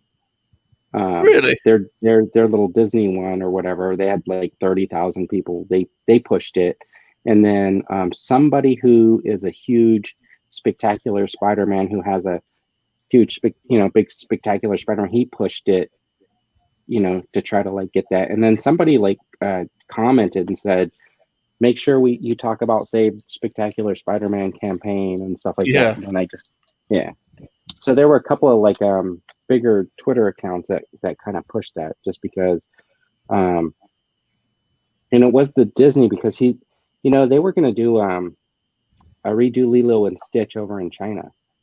And that was one of the shows he worked on. And he could have talked about it, but he actually went over there to like maybe work on that over there, because apparently you can't just take the show that aired here and air it over there. So they were going to have to reanimate everything. And they wanted somebody who was part of the original production to go over there and kind of supervise it to make sure it didn't turn out crappy. But he didn't. Yeah, end up that's like doing the it. story with the Japanese Spider-Man is actually really good because they had a similar thing just like that where they couldn't release the American Spider-Man that we had over there. So they redid the whole thing to try to copy, Yeah. you know, the robots and all that scene. But it's Yeah. a really neat story. So, what are you guys up to this week? Anything interesting? Sean, are you making any videos? No, I finally released my Jaina solo video. It took me like 2 weeks to put together, but finally did that. And I'm going to try to get some videos done this weekend, maybe. So, but like you said, tech, wrecker, you're kind of bitter about that whole thing. It's like, oh man, by the time we get them, you know, it's 3-month-old Yeah, video. it's gonna- You have to depend on trying to blow up the figure in the video to get some views, but it is what it is. I may try to do like a G.I. Joe classified series, just because that Snake Eyes is out, and seeing if I can get some draw because of the with this trooper, and then the ones that got re-released at Target, and maybe just talk about that a little bit in the video. But sometimes I feel like I make a video and people don't want to hear me talking too much, so I'm kind of like shorting them and stuff like that.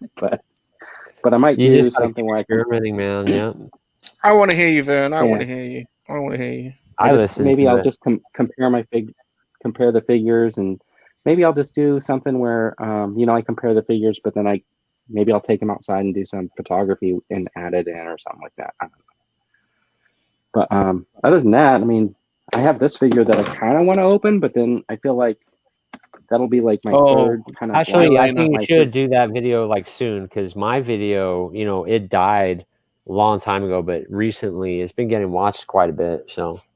Oh, okay. And it's then a year-old I'll probably work video. on that.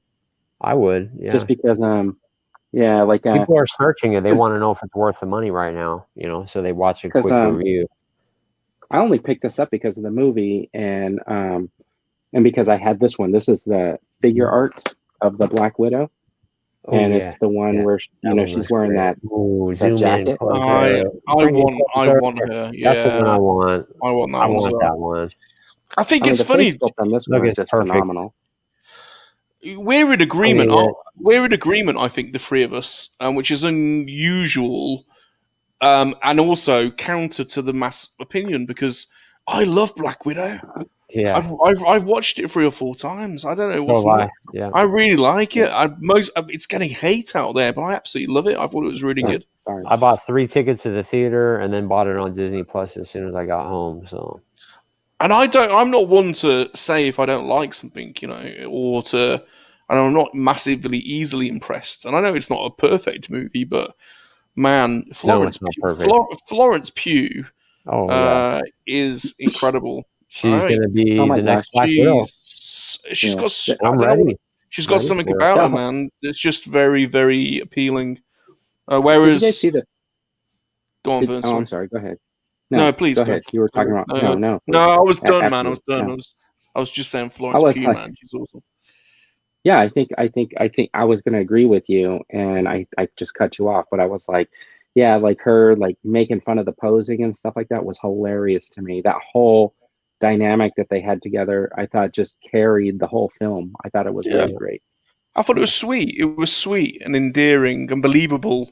That they, you know, there was something between them. I just don't know where they were in Endgame. Yeah. I mean, especially the Red Guardian. You figure he would have showed up for the fight, and I was so. It was just like, okay, did that just create another like unanswered question? Because he seems like the kind of guy that put the suit on, wants to be superhero. Why wouldn't he have showed up for the biggest battle? Yeah. I tell you, the worst thing in my view about Black Widow is Ray Winston, actually, who is a legend. Ray Winston is an absolute legend in England. Like, he's played so many. He's been in so many great movies. A lot of independent movies over here. There's a film called Sexy Beast, which is Sir Ben Kingsley. It's an English gangster movie. It's a really nasty movie. And in English gangster movies, not the comedy ones like Lock, Stock, but the real gritty ones are a little bit nastier. They're a bit more, And so Ben Kingsley plays an English gangster in it. It's one of his standout performances, and he is incredible. And Ray Winston's in that, and him and Ben Kingsley are brilliant. But Ray Winston just he's done a couple of Hollywood movies where he just sucked. Like he sucked in Indiana Jones, Crystal Skull. He was just terrible in that. And he was not very good in Black Widow. Like he kept moving from a really bad Russian accent to a Cockney accent, like every other word. But it's a shame because he is like a cult favorite in England as well. So, but never mind. Oh, that Sexy Beast, man! It's a good film. It's a very, very good film. So, Collecting Star Wars is saying alternate timeline. So I guess that could be right. Like, it could be the answer to everybody's questions about what happened to everybody. Did we speak about Loki? Did we speak about Loki as well? I don't know if we did. I don't know. We talked about that last week. The ending. Did everybody see it, or did we avoid it? It feels like we haven't. I don't know. It feels like it's been ages since I've seen Sean. Was Sean with us last week? It's been almost 2 weeks. Did you see? What did you think of Loki? Then have you seen Loki? I loved it, man. My daughter has been watching all the bonus features because they have one of those kind of like galleries, like The Mandalorian on Disney Plus, where it goes into depth and they interview the actors and all that stuff. But I thought it was brilliant, man. It was really good. I didn't know who the guy was, though, at the end of it. I was like, what's going on here? I was expecting something else, but I guess that's an alternate universe version of Kang or whatever. Yeah. So one day we're going to see him in the massive, suit that he wears in another universe. So, but he's dead now. It'll probably be a different actor, I'm guessing. Mm-hmm. And I quite like, maybe I'm getting soft, I quite like Sylvie.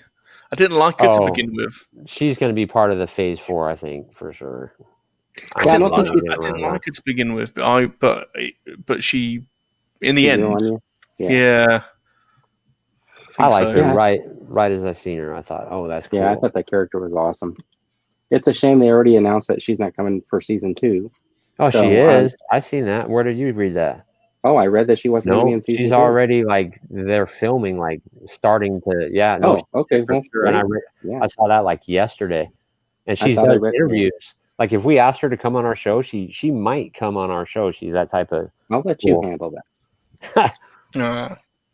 I was trying to get somebody else on the show a while back, and I know who that was. I was DMing him. I sent him messages through Instagram. I went to his website. I sent a message to his agent. I did everything I could think of, and I didn't get one response.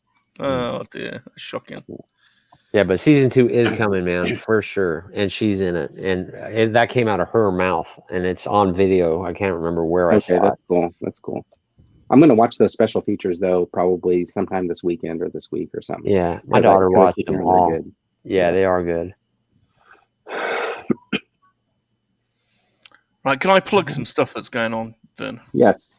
Because I tell you what, I'm off on holiday at the moment, Sean, technically from work. So I've got basically 4 weeks where I haven't got to write a bloody email, nothing work related apart from the odd meeting here or there. But basically, I'm off for 4 weeks.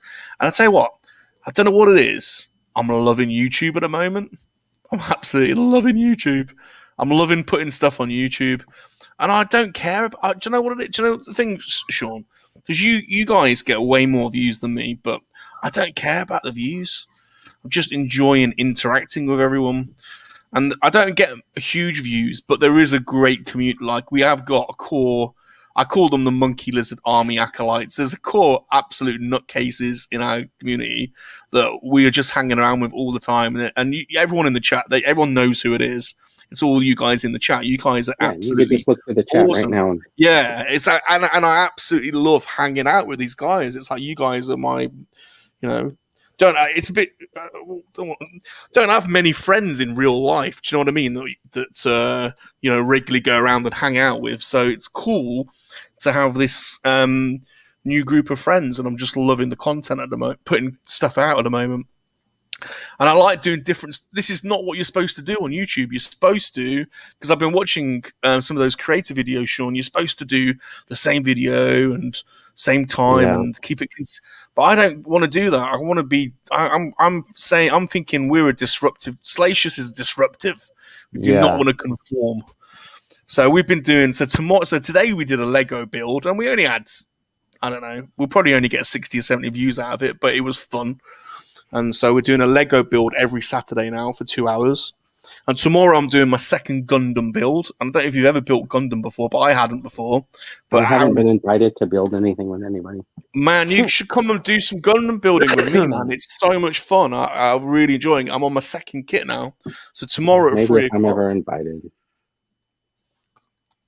Vern, you can come and do it. You can, bloody hell.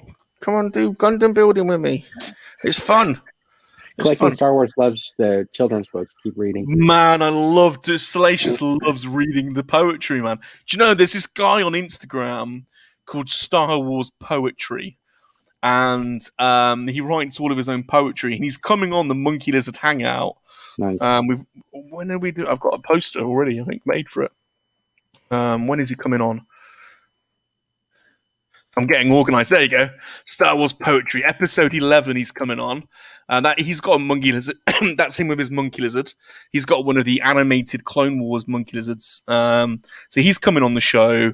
End of August. Hold on, I'm going to make you bigger because when I see his monkey lizard, I think of Topo Gijo. No, it is a monkey lizard. Yeah. That's Pilf. That's Pilf Muck Muck, which was Hondo Anaka's monkey lizard from the Clone Wars. Yeah. And that was made by the Kwakian Monkey Lizard Adoption Agency, which is the same people that made my Monkey Lizard in Carbonite. So anyway, he's coming on to do some Star Wars poetry end of August. Now we've also got Only One Kenobi's coming on, which is going to be fun. Second week end of August. I don't know why that poster's gone a bit wonky, but that's going to be fun because we're going to do some singing, I think. So we're going to do some singing on there, and we've got Josh coming on. So I've got some really cool people. There we go. We've had Vern on. I need to get Sean. Doesn't want to come on. I need to get Sean on. But anyway, on Monday. It was okay. Other, you know, Monday. I know. He totally tried to blindside me, Sean. He got me on the show. Didn't prep me at all. Then he came up with all kinds of these like freaking off the wall questions and stuff like that. It was really embarrassing. I've seen like 3 of his episodes so far. So it was great. But I'm loving that show. I'm absolutely loving it. So we've got this Monday. We've got who we got on? Oh, G-Force is coming on as well. Bless him. G-Force is coming on. Wait, Josh says that his Miss Minutes haven't even cracked 40 views, and he's given away Miss Minutes.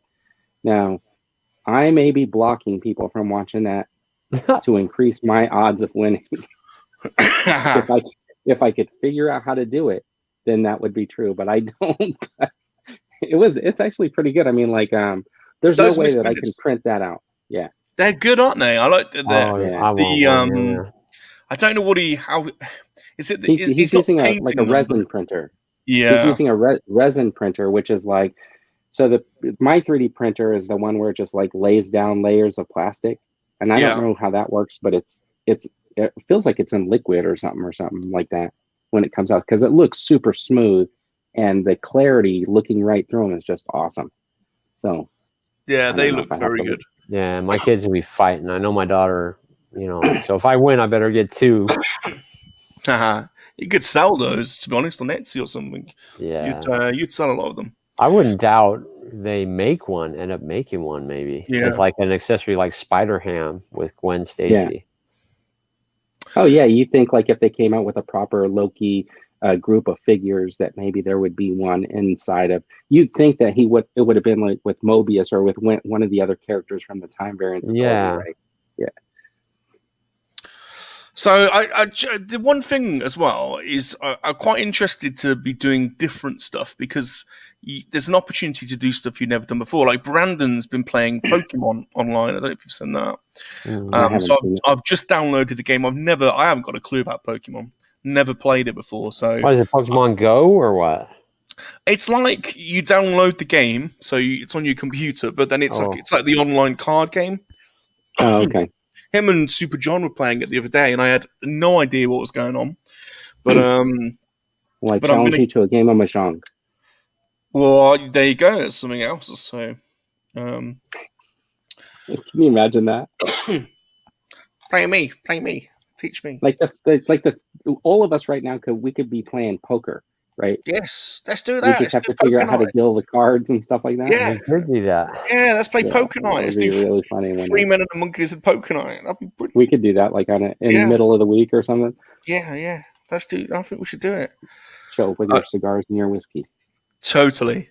So what else is we're gonna create a monkey lizard guild on Star Wars: The Old Republic. So that's gonna happen this summer. So anyone could join that, and all you need is to download the game, which is free. And once you've created the guild and you've created your own character, then if you get half a dozen people can multi-stream it, so we can all be playing the same level and interacting at the same time. And so I think that's going to be fun. But if anyone wants to play any video games over the next 4 weeks with me, then say, because I'm totally up for. I think Brandon and I are going to play some FIFA and do some FIFA streaming. But if anyone wants to play any video games, if you're bored, hit me up, because I think you have to have that PlayStation Plus, right, to be able to play online? You do, yeah, you do. Yeah, okay. I'm a lower player then. Unless you want to play something on PC, do it, do it I through thought about streaming. playing how I was showing you guys I had that Hobbit record with like the little comic book in there. I thought about doing a stream and playing the record and just coming to the pages. Hey, John did that for Super Awesome Geek Show for the old he really? Star Wars. Yeah, and I actually enjoyed one of those. I think I only watched one, but because of the nostalgia, because I did have that. So people will watch those. Yeah, totally. I'd watch that. And we should do commentary videos as well, I think. Oh yeah. Like watch Return of the Jedi and do a commentary. Oh, yeah. Do a commentary video. The problem with that is, like, I was joking with these guys. They have that Sunday night at the movies. I know, but they don't invite me to that. They do it at 5 a.m, so I can't come. I was joking with them because it was like, doesn't everybody like fall asleep by the end of the movie? It's just like the camera pointed at them and they're like watching the movie and then they're out. Basically, and you can hear them eating, Mr. Ghost and Super John and their snacks. You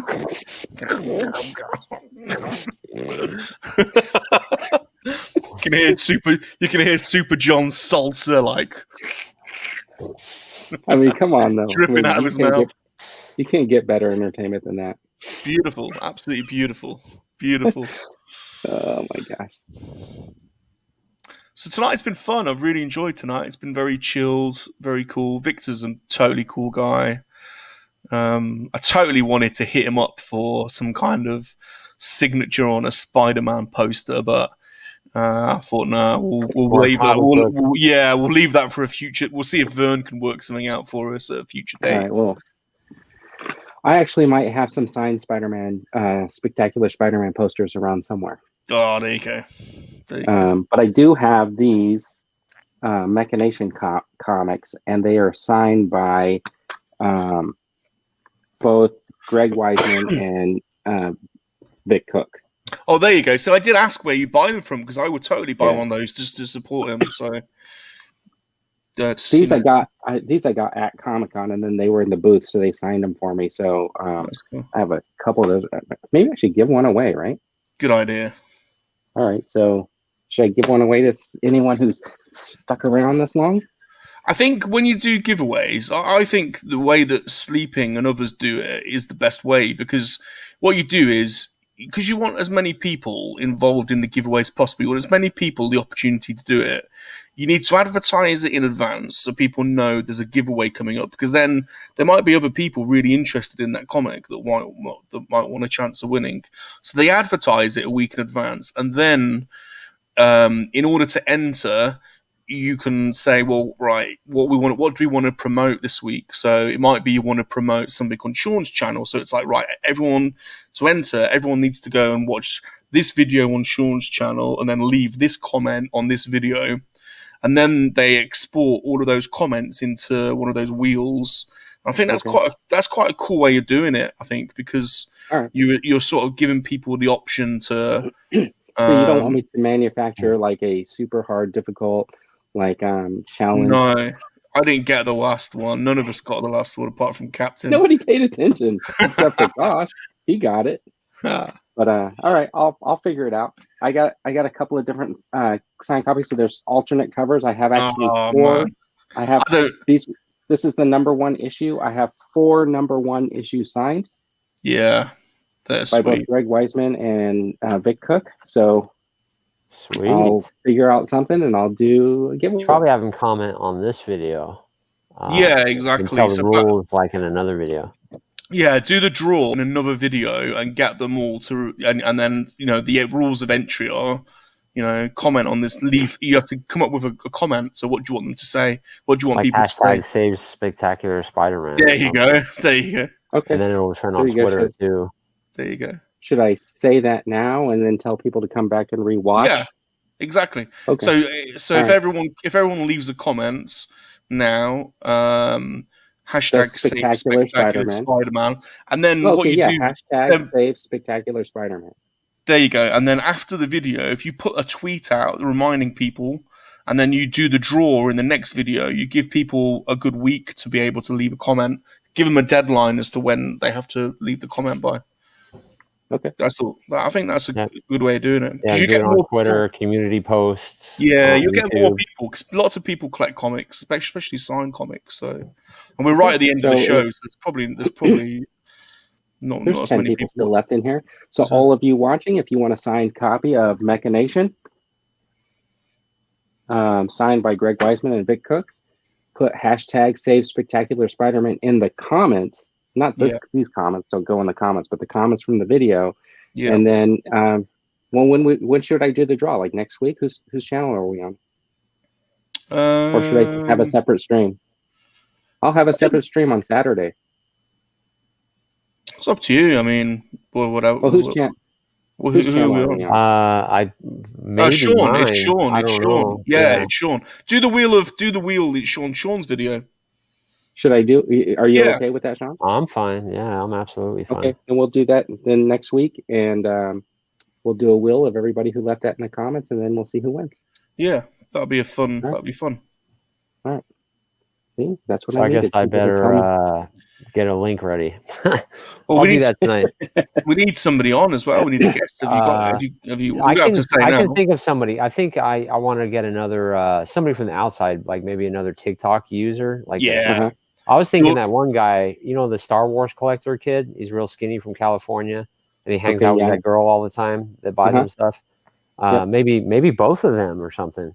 Okay. Is his handle Star Wars collector? Because he's massive, isn't he? Yeah. Is that his handle? Yeah.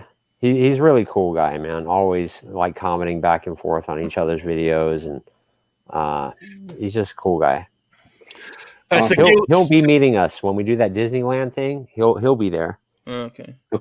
So people can't leave a comment on this video until it's fully rendered, because you can't leave comments until it's rendered out. So you will have to remind people on Twitter and Instagram. So I'm not sure if that's true, because I think how you have the chat, if you just like push it down, I think there's a way to actually leave a comment. Oh, is there? Yeah, I think so. Because I'm on my phone. If I go click on the X, there's a place where it says, you may be right. Because it says live chat. All right. So after this video is over, leave a... What did you say? What was the words you just said? What are words? Sorry, you just said a few words. Hold on. Okay, maybe what? Sorry? Maybe. Yeah, you were right. So when the videos...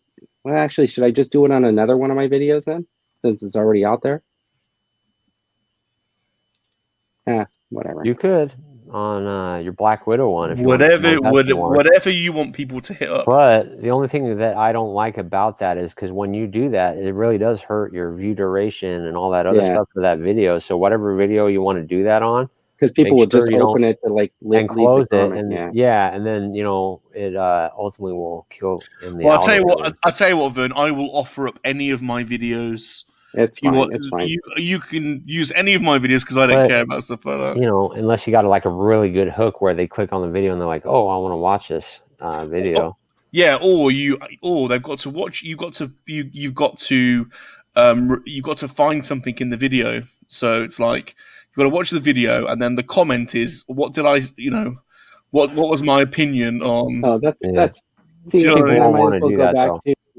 Just make it Hey, on like, this live stream because yeah, this okay, really so- doesn't really. So in this live stream, when it's over, leave a comment, hashtag save Yep. Spectacular Spider-Man. And if they're and you'll after the be comic, they'll probably want to watch this video anyway because of Victor in the beginning. Right. So, And then I'll do a wheel and I'll do this giveaway. We'll see how popular that is. yeah, There because you nobody's go. going to search this video unless they search for Victor. You know. There you go. Right. So my idea, basically, everyone's agreed that my original idea is the best. Okay. Good job. All right. What else? You guys want to keep going, or are you guys tired?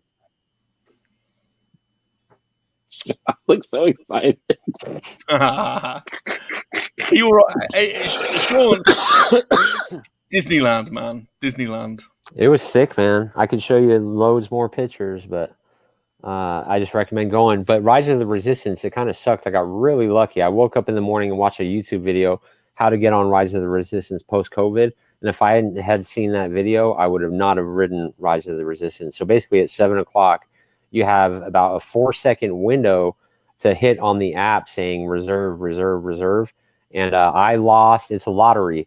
So I lost, my missus lost, and my daughter actually got the tickets so we can ride Rise of the Resistance. And then the next day, it was the same thing for Spider-Man.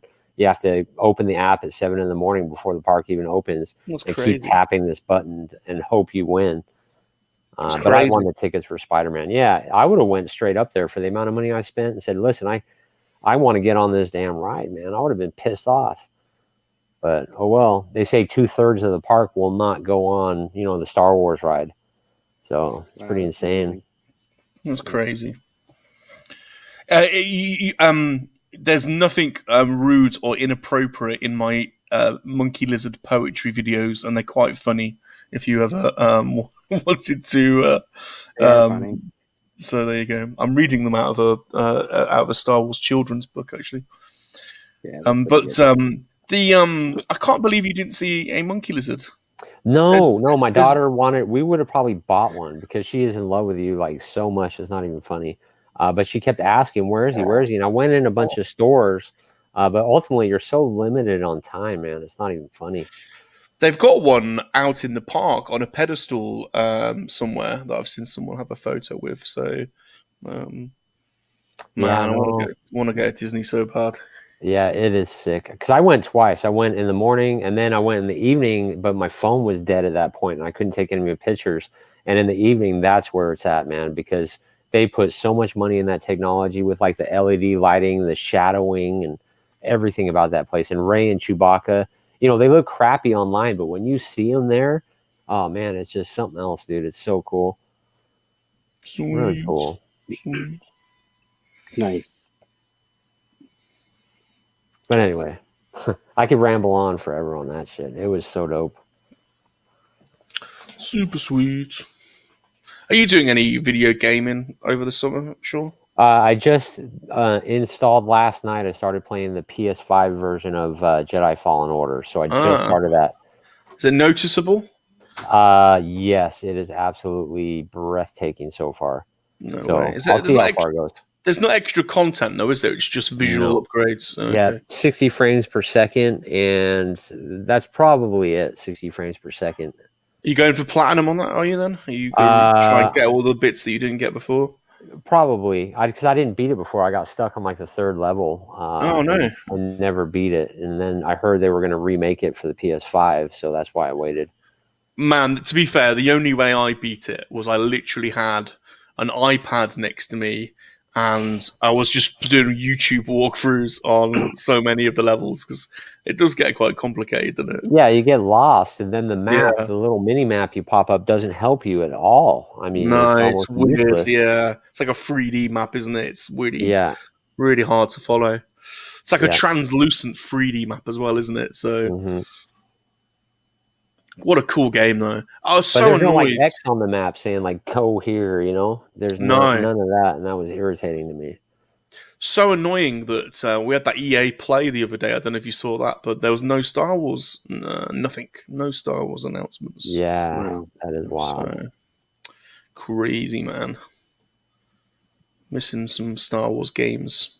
But the Jedi. guy that made Jedi Fallen Order is the same guy that made God of War. I don't know if you guys knew that, but God of War 1 through 3, it's like Stigma or something is his name, but he created the same gameplay, and that's why I bought it day one, was because of him.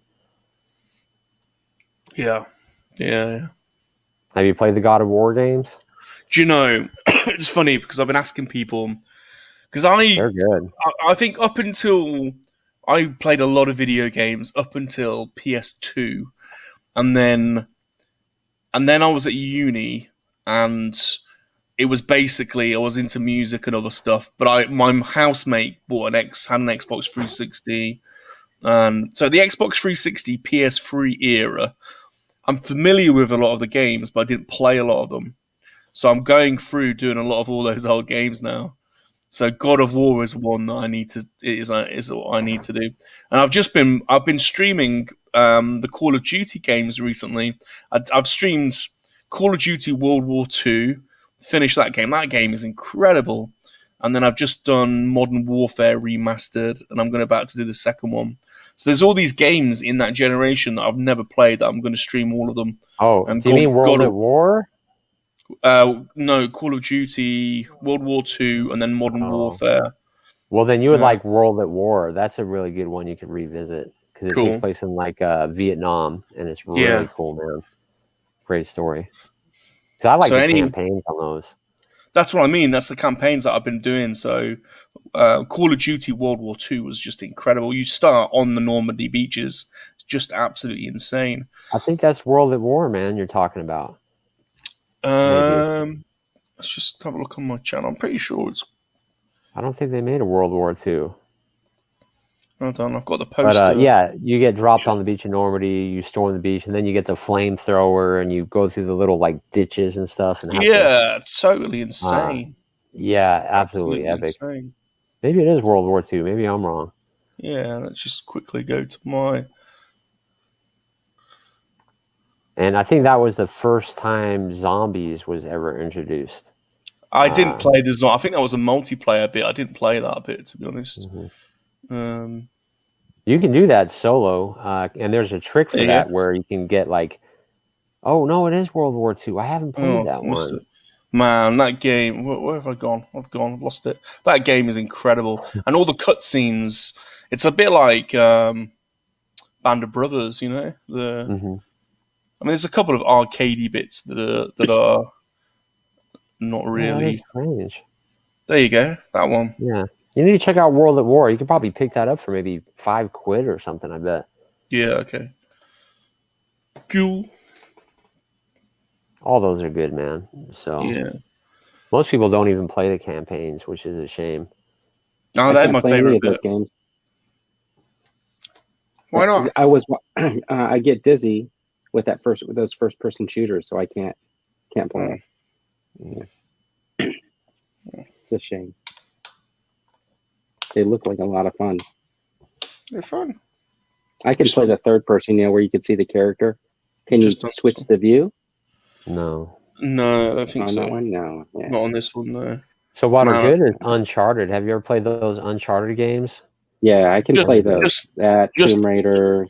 Just downloaded the Uncharted collection, so that's on my to-do list. Yeah, I platinum trophied all of those. Those are excellent games. Man, what time is it? 6:20. I think it's time to wrap it up because my daughter wants her llama and keep popping in here. And I haven't ate all day, man, still. All right, everybody. Thanks for watching. Don't forget, our show is available as a podcast on YouTube and Apple Podcasts, Google Podcasts, Spotify, Anchor, Breaker, and a whole slew of other places that I don't have on my banner anymore. That's right. But thanks for sticking around with us. We really appreciate it. Have a good night, everybody. Thank you. Yeah, thank you, everyone. Thanks, what an awesome show. You guys are great. It's good to be back. Thanks, guys. We're back. Dude's Nerdery. We're not back. Ochre Studios. Hey, Vern. Sean Solo 8. This is the best bit, Vern. The best bit. Salacious. Do you think I'll broadcast off of the song cover? Together, Can't hear you. Can't hear we're you. unstoppable. Can't hear We you, are, sorry. of course, Freeman and Homunculism, bringing out toys to play. And I'm the only one dancing. That's right, Freeman and Homunculism, I'm the bringing only out one dancing. toys to play. Because the others are too Freeman scared. and Homunculism.